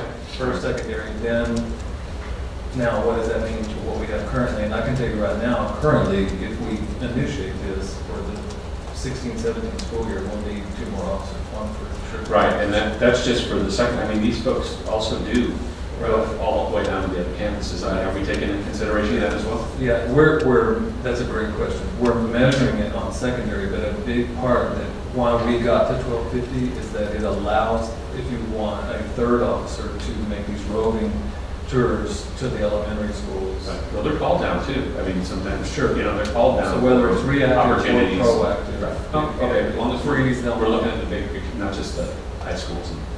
Yeah, this model is, again, the number is predicated on the secondary, but it's something that can be available. All right, thank you.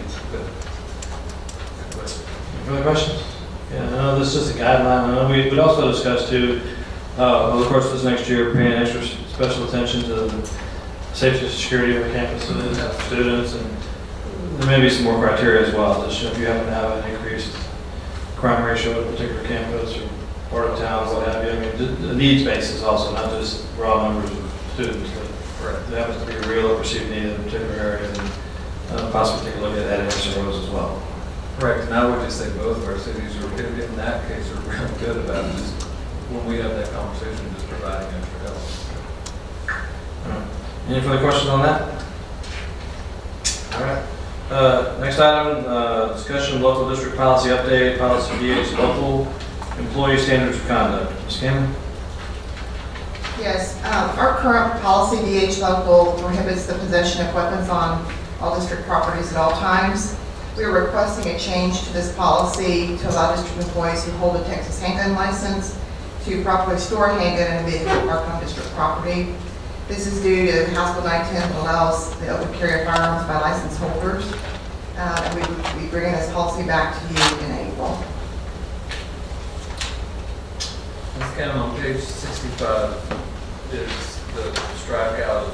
It was prohibited basically, and now there's 2 exceptions allowed.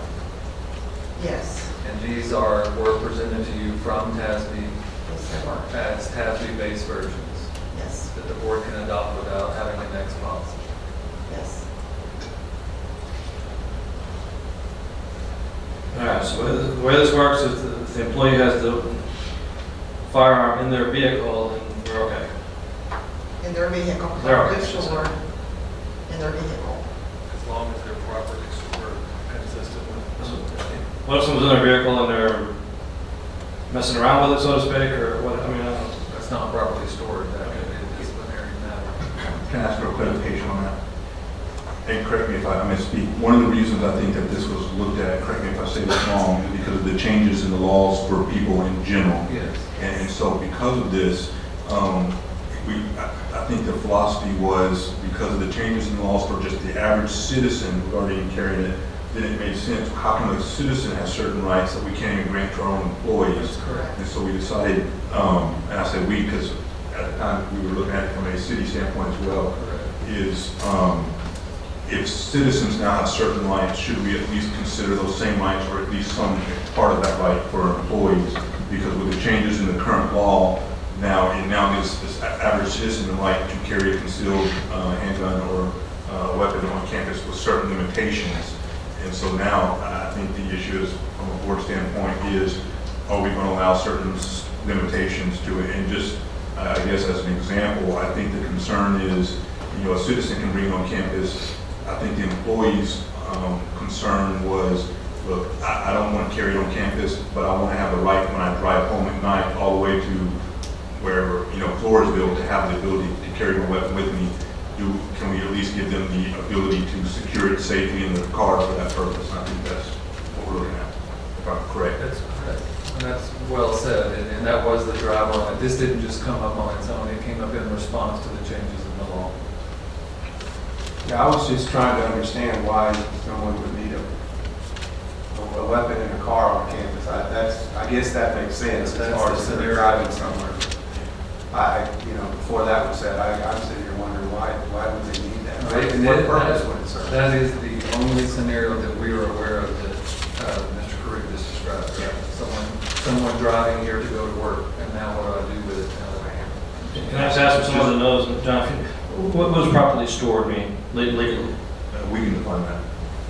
We have, I don't think there's actual limitations from the law regarding that verbiage. It's something that we can define as a board, what we want to consider properly stored. So outside security. I was about to say, do we need to define that sometime? I would say if we do, we need to put it in an administrative regulation so that it would be easily adapted if it needed to be. And we can sure do that. And I think soliciting it from both cities, okay, give us a definition of what you agree. And if I'm correct, the city of Schertz did almost the identical policy for their employees, that they can bring it, but they have to leave it in their car. As a possibility, we could look at the verbiage that they used. That would be good. They did almost the exact same thing. Yeah, I was thinking there's a huge difference between somebody that has in their glove box or something, windows down or what have you, if a kid gets in there versus in their trunk or something. We'll work on a definition for administrative regulation following some advice from the cities on properly stored. When I was in high school, it was in the gun rack. Yeah, you were in Colorado. In the first exception, it uses the term, Oh, it says weapon. I mean, was weapon going to be defined as? Well, it probably says Prohibited weapon, otherwise prohibited weapon. I mean, is weapon going to be defined? I mean, what's? I think weapon is defined in other places. I believe it is already defined. How about prohibited weapon as defined at FNCG? Yeah, that area is at FNCG. That's pretty clear. That changes semi-regularly, almost after every legislative session. Something else becomes more illegal or less illegal. All right, again, this just applies to employees, so this isn't about students or parents or anybody else. Yeah. Okay. Any further questions on that? All right. I don't know if you guys all get these emails. TASB, did you read that, John? I think I sent you today. I didn't actually read it, but First two pages. yeah, TASB sent out some guidance on weapons on campus, or what was it? And it's pretty, just from what I've reviewed, pretty consistent with what we're saying. And that one focuses more on the citizens. And just so everybody knows, the law changed September 1st, January 1st. And that now allows parents or people with concealed license to carry weapons on the school with certain restrictions. And that's what triggered this whole thing. But there's, just so everybody's aware, that is definitely allowed. All right. Any further questions on that?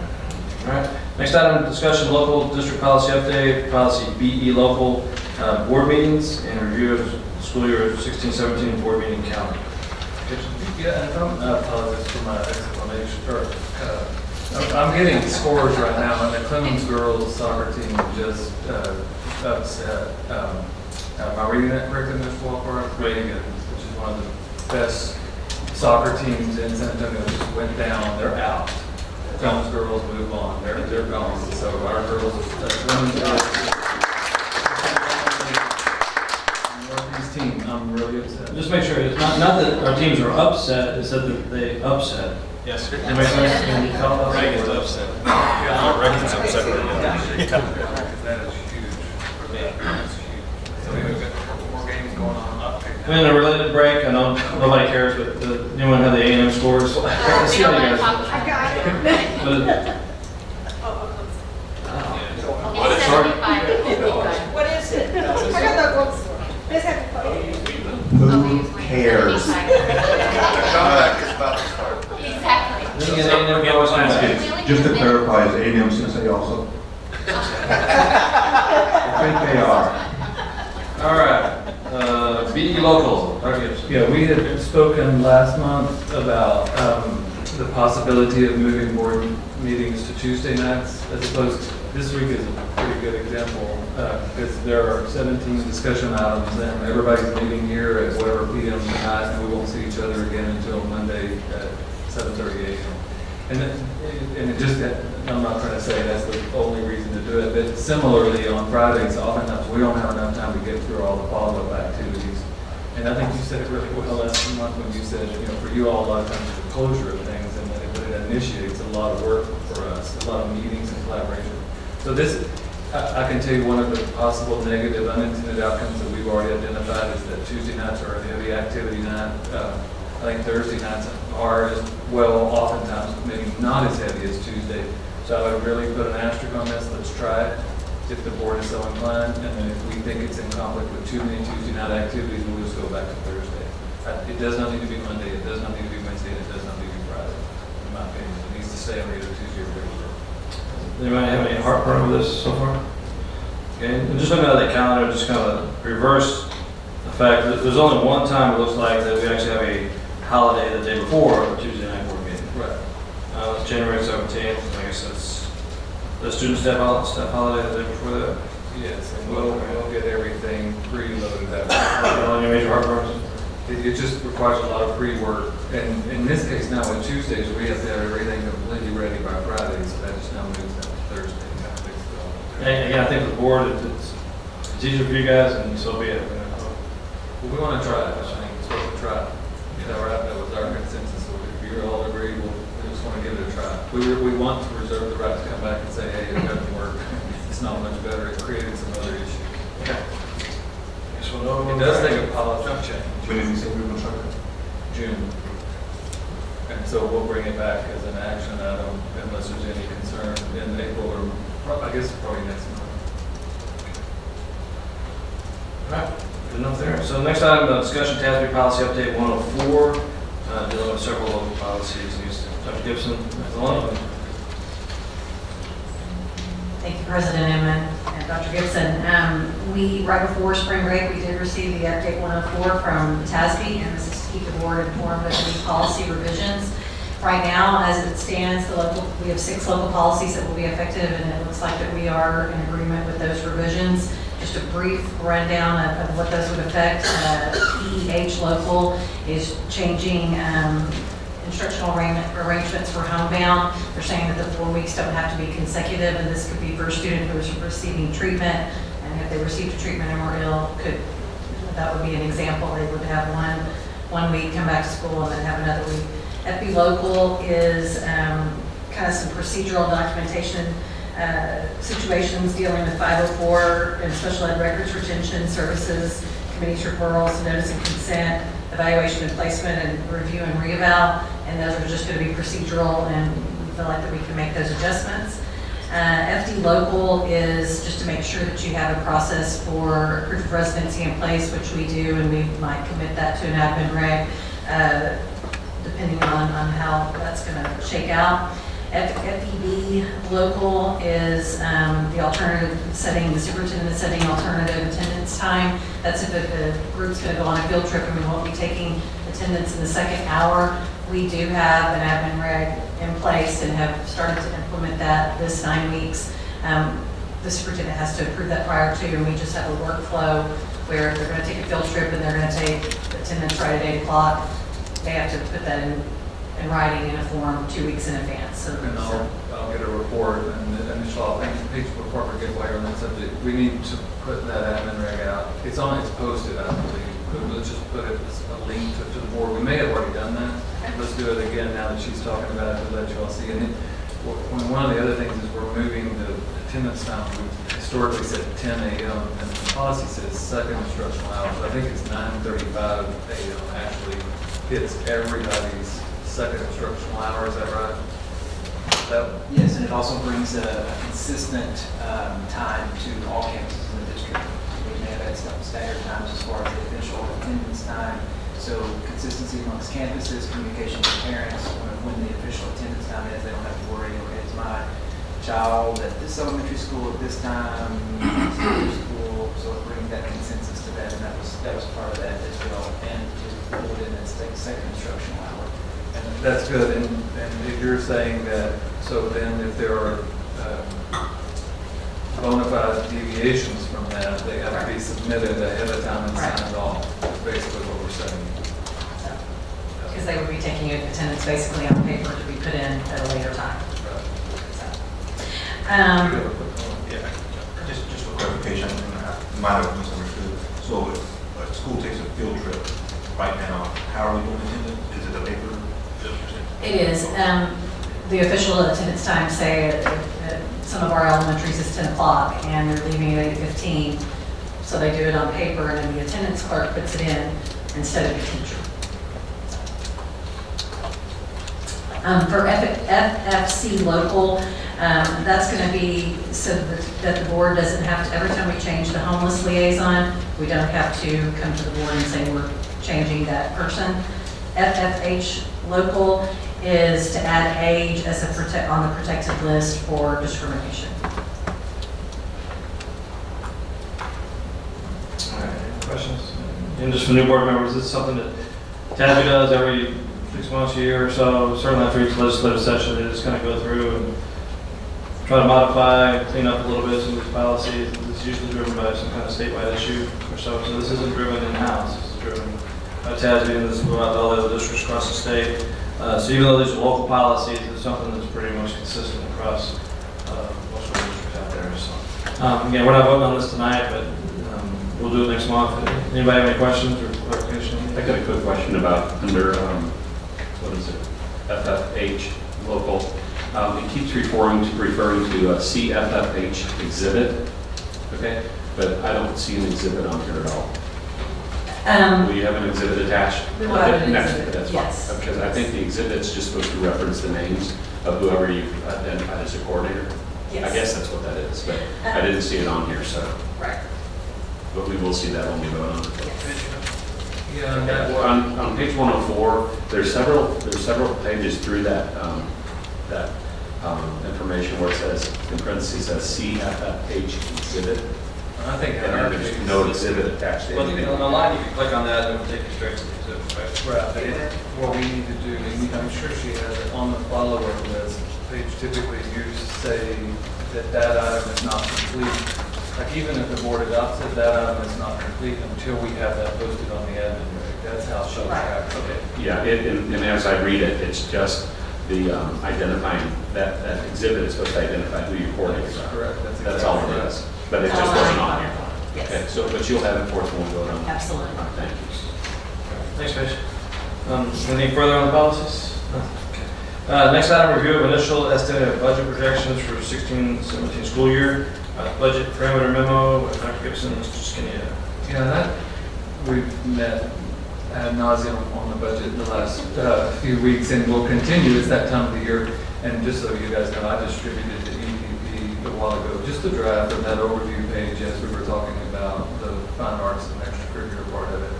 And I'll just say this in general, and we can ask, I guess, for the board to take action on this at some point next month or the month after. There's not a lot right now at this point that's in flux.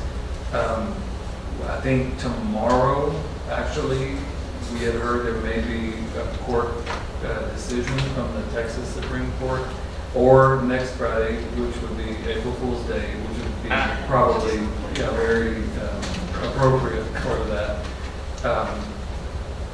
What we're hearing anecdotally, just attending conferences, is something that I think we've already said, it validated that whereas that ruling may be in the favor of the school districts, if you will, oil is still at $40 or less a barrel. And so, that our government in general has a tendency to not get the legislators right up to the cliff ready to shove them off, or the governor, you must call a special session unless there are resources available. In this case, there may be an argument made that, we're in a little bit of a downturn with oil and gas, and there's not enough resources available. And this is not probably an appropriate term, but this is what you hear, unless you put a gun to the legislator's head, and that's probably not appropriate to say that, but if you read that all the time, unless they have a gun to their head, they're not going to call a special session. So having said all that, this is a long preamble. We do not anticipate a session this summer. I guess is what I'm saying. Is that right? A special session. That's correct. And there's also, y'all been keeping up with the news, there's also a lawsuit by the oil and gas industry against the state of Texas and what's taxable and what's not taxable. And in case the oil and gas industry win that lawsuit, that can cost some of the money out of the rainy day fund. Right. And I think that is one of the things that's holding back the Supreme Court decision, and as well as going into a special session if they rule in favor of districts, because they may not have the funding available to do both of those things, to pay the oil and gas industry back, and as well as to fund school districts to do so. And if that is going to court, then that probably, at the very least, means that, again, they won't put a gun to their head, so they'll let them go all the way through the 85th session and then call a special session a summer from now in order to remedy. In other words, they're going to give them time just because there's other stuff that they have to consider before they can consider it.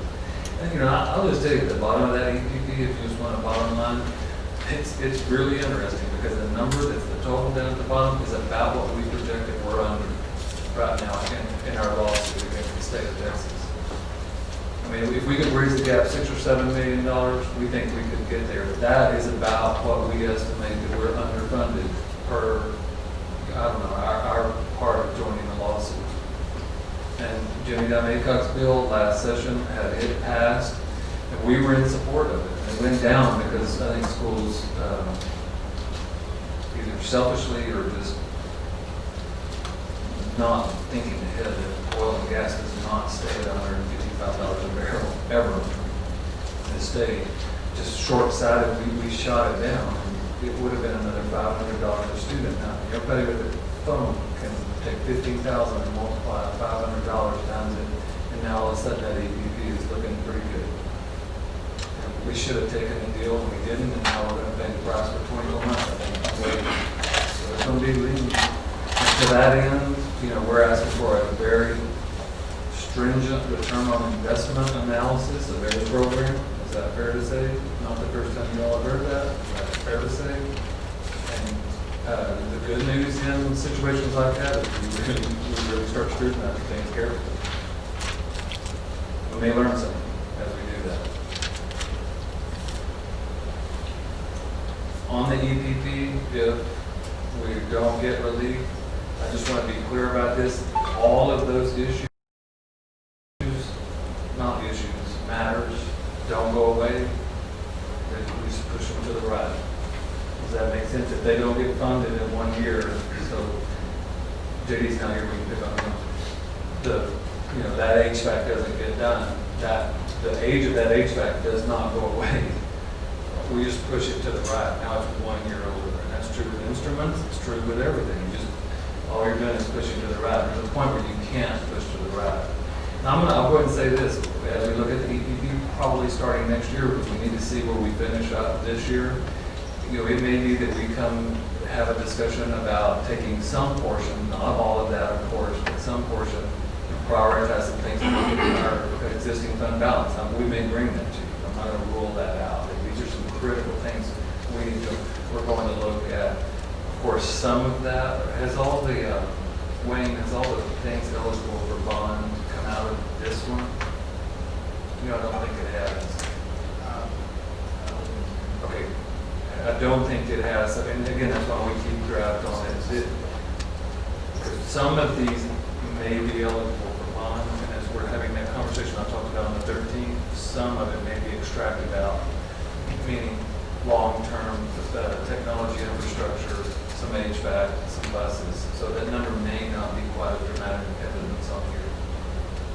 Wayne, where are we at on our contingency for the bond? What's left on that? As of, give you this. From the financial reports, we're looking at 4.2 million.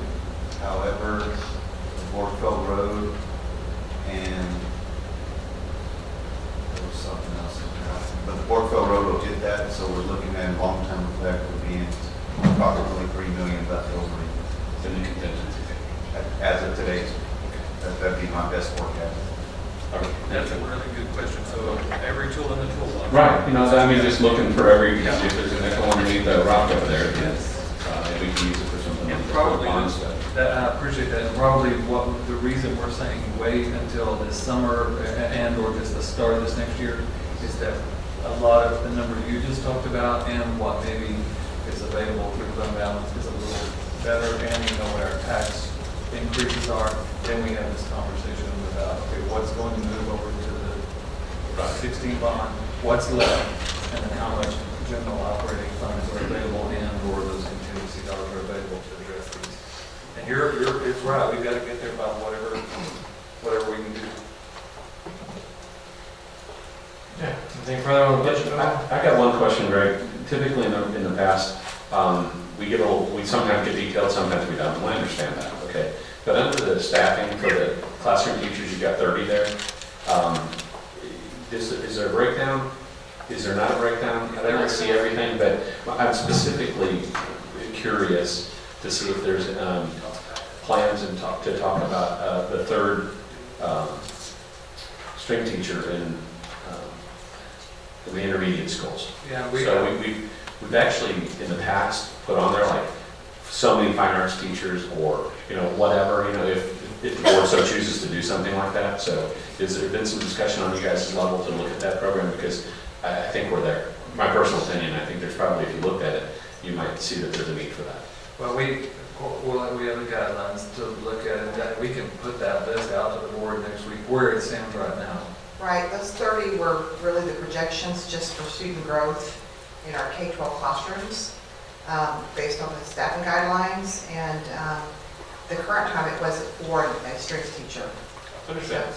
But I did have a breakdown per campus. Yeah, I would just like for us to where take a the look needs at are. it, you know. All right, thank you.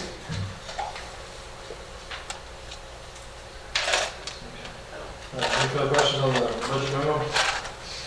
And Peggy, let me just ask on the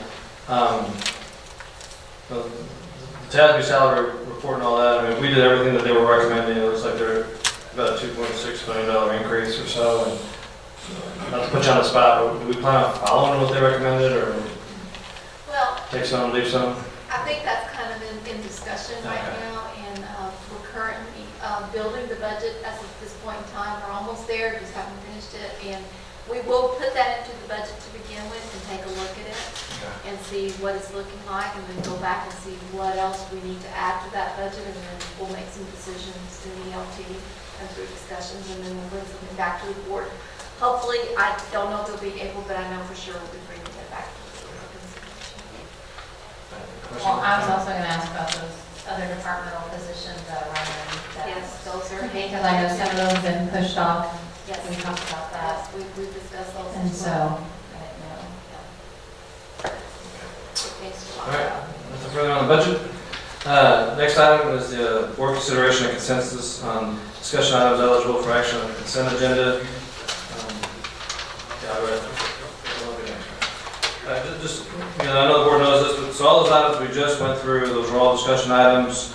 We're not taking any action on those tonight, but ones that are appropriate for it, we will put on the consent agenda item for the next board meeting. Again, at that time, you can always ask the particular item be pulled for separate consideration, but does anyone have any of those items that you could foresee being something that you would object to having on the consent agenda, or do you think it'd be okay to have all those on the consent agenda? Anyone have any objection to any particular item?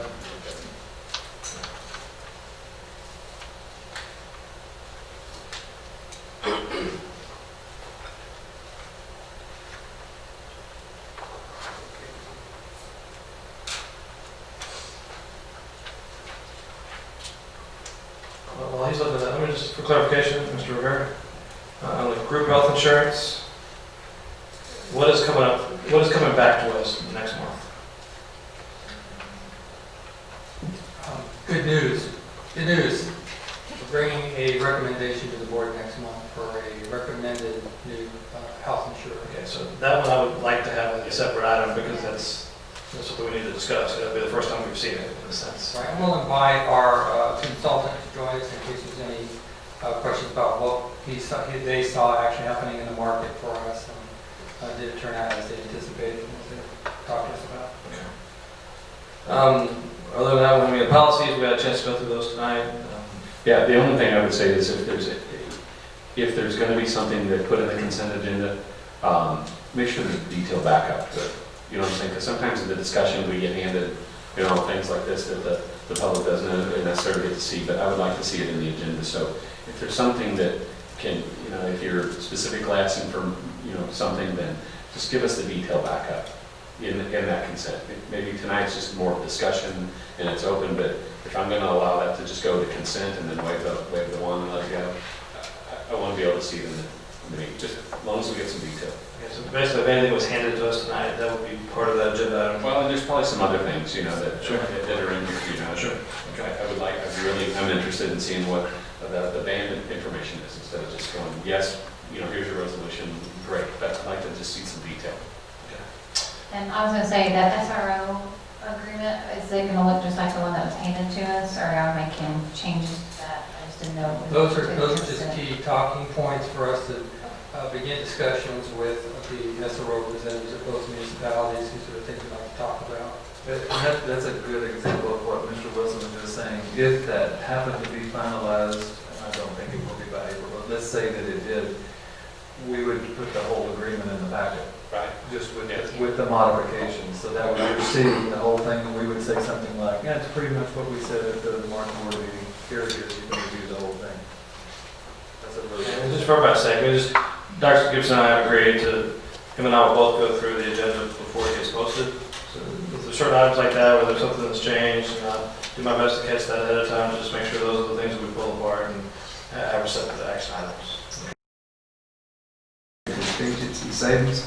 For budget amendments number 4, debt service budget adjustment to estimated revenues and appropriations due to increase related to 2016 bond refunding. Second. Motion second, all those in favor, raise your right hand. Any opposed, same sign. Motion passes unanimously. Next action item, actually the only action item tonight, believe it or not. Conduct election by individual ballot, DSC Region 20 Board of Directors. And I'm looking for the page number here. Candidates. Let me Yeah, and I'll get the page number if you want. One for that one. Yeah, so page 151 are the resumes, the applications, whatever we want to call it, for each of the individuals seeking a seat on the board for the Regional Service Center. It looks like there are 3 candidates, 2 positions up. Looks like Mr. Charles Carlson is currently a board member running for re-election, as is Eunice Sosa. And Rafael Diaz, I guess, is new. Each trustee here on our board gets to vote his or her own conscience on this one. It's not a group vote. We don't necessarily discuss it. So I'll just have each of you check out the 2 that you would vote for, then pass those back to the middle. So, any questions on that? We, as far as I know, do not have any recommendations or any communication to us other than what you have in your packet that went out with their general request for the vote.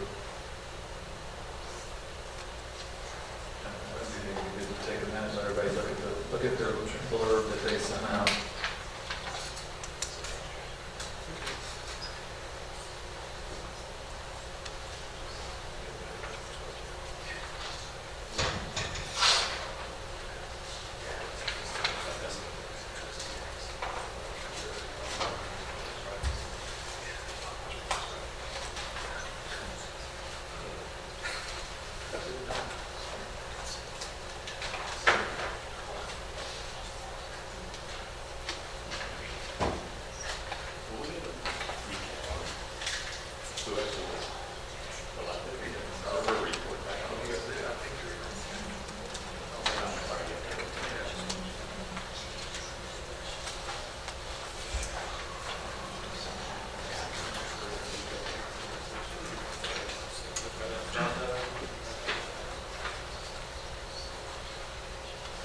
Is everyone turned in the ballot?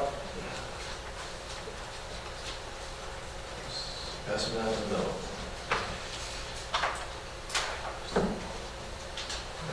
Do we have any more good news on the athletic front, Mr. Walworth? Clemens boys are up, Steel boys are down.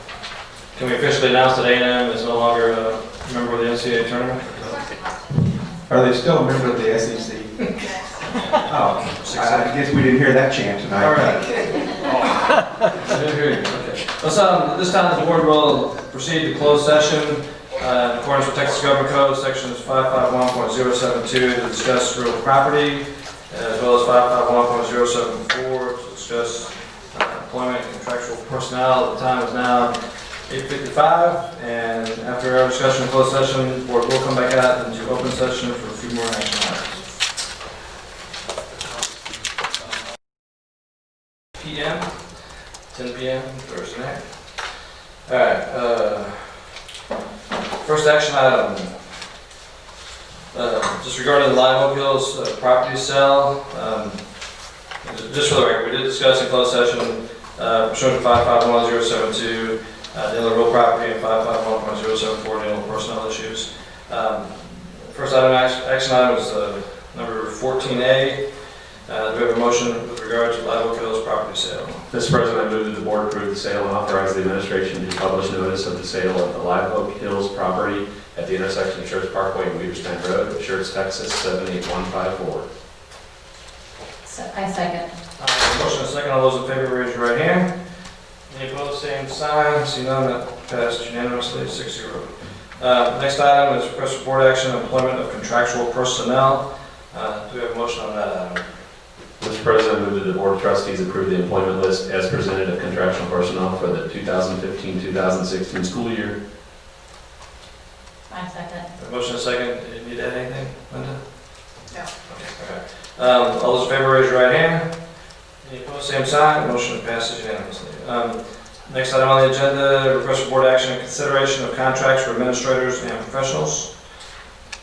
I move that the Board of Trustees approve the attached list of administrators and professionals, Chapter 21 and non-Chapter 21 as presented. I second. Motion and second. Nothing? Okay. All in favor, raise your right hand. Any opposed, same sign. Motion passes unanimously. All right. For D, I guess did we already do that as part of the employment of personnel? No, this is a separate. We didn't do this separate, okay. Request for board action, employment of Director of Curriculum and Staff Development. Do you have a motion? Mr. President, I move that the Board of Trustees approve the employment of the Director of Curriculum and Staff Development for the 2015-2000 school year that was presented. I second that. We have a motion and a second. All those in favor, raise your right hand. Any opposed, same sign. Motion passes unanimously. Do you want to say anything? Or do you want to tell them my name? Just go approve, or do you want to wait until after the phone call? It doesn't matter. Go. Yeah. Who you approved is Dr. Tony Reisterwood, the Director of Curriculum and Staff Development. Good job. It's a really good process. Good job. All right. Next item on the agenda. He hasn't been notified, so he hasn't been notified, so She. Consideration of extension of the superintendent's contract. Is there a motion on this item? Mr. President, I move that the Board of Trustees consider and take action on the revision of the superintendent's contract that was presented. We have a motion and a second. All those in favor, raise your right hand. Any opposed, same sign. Okay. Motion passes unanimously. Congratulations. Thank you. Thank you. Dr. Johansson. I'll say it here tonight, just. We were just clapping because the night's almost over. Always? It's almost over. We still have one more item on here. What about, my contract wasn't on. I'd say for those of y'all that are true warriors that are still here, I know you have to be here, so that's sideways compliment, I guess. Can't go into details, but just, Dr. Gibson getting an extension is obviously a reflection on his staff as well. He knows he couldn't do this without you guys, and as a board, we're super happy with the way things are going, and doesn't mean everything's perfect, and we don't have a whole lot of areas that need improvement, but when we look at our competing districts in this area, I think we're getting to the point where we're held in high esteem, and with the district that folks look to, and with Miss Wood coming on, people leave these other districts to come here, and I think that's a good sign for the future, and so the fact that we extend his contract, I think is exemplifies how you guys are doing as well. So I just want to say that on behalf of the board. Anybody have anything to add? You guys good? Okay. Dave, you still furiously writing? Okay. All right. One last item here. Board master calendar and request for future action items. I actually don't have it pulled up right now. So do we know? Let me throw one thing out to the board while Dave's doing that. Just so you guys know, I'm not going to give a big speech about this, but according to our board operating procedures, anytime any board member wants to go to a conference or any kind of training that's arguably outside the norm, we call the norm, the summer leadership training that we have in San Antonio or Fort Worth. We always have the annual TASB conference. Those are the things I would call the norm that we all pretty much go to every year.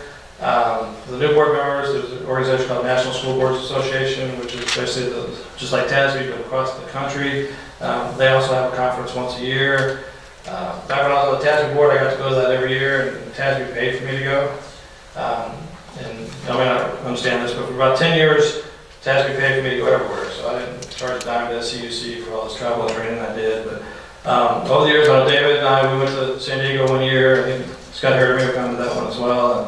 And there are a lot of districts that send quite a few board members and administrators to those kind of conferences, but we've always been very, very conservative. And maybe every other year we'd send one person or something like that, just to, because you get a perspective from what's going on around the country, but not racking up the travel and training bill either, like a lot of other districts do. So, having said all that, I talked to Dr. Gibson about possibly going to the NSBA conference in Boston, which is next month. I just wanted to let you guys know I would like to go. I think the overall cost will probably be somewhere around $1,500 to $2,000.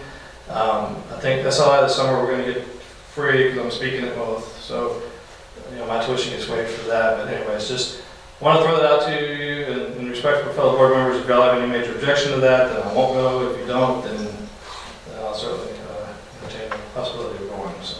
And the following year, it's in San Antonio, is that right? Now, so this coming year is Boston, the next year is in Colorado, and I think we're going to designate a David Pivotto to go to the one in 2019, because it will be in San Antonio. So Dave, you want to do that one?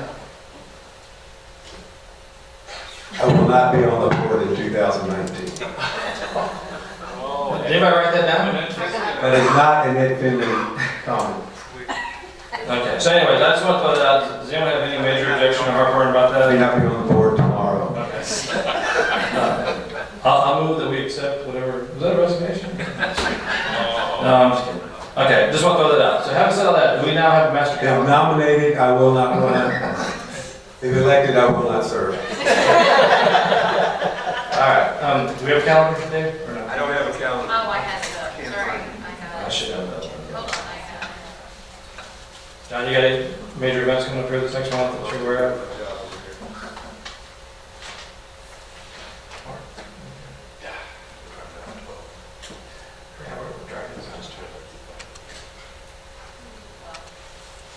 So we got a foundation golf tournament coming up. Okay, so April 1st. next Friday is the Education Foundation Golf Tournament. I assume do they still need golfers, or?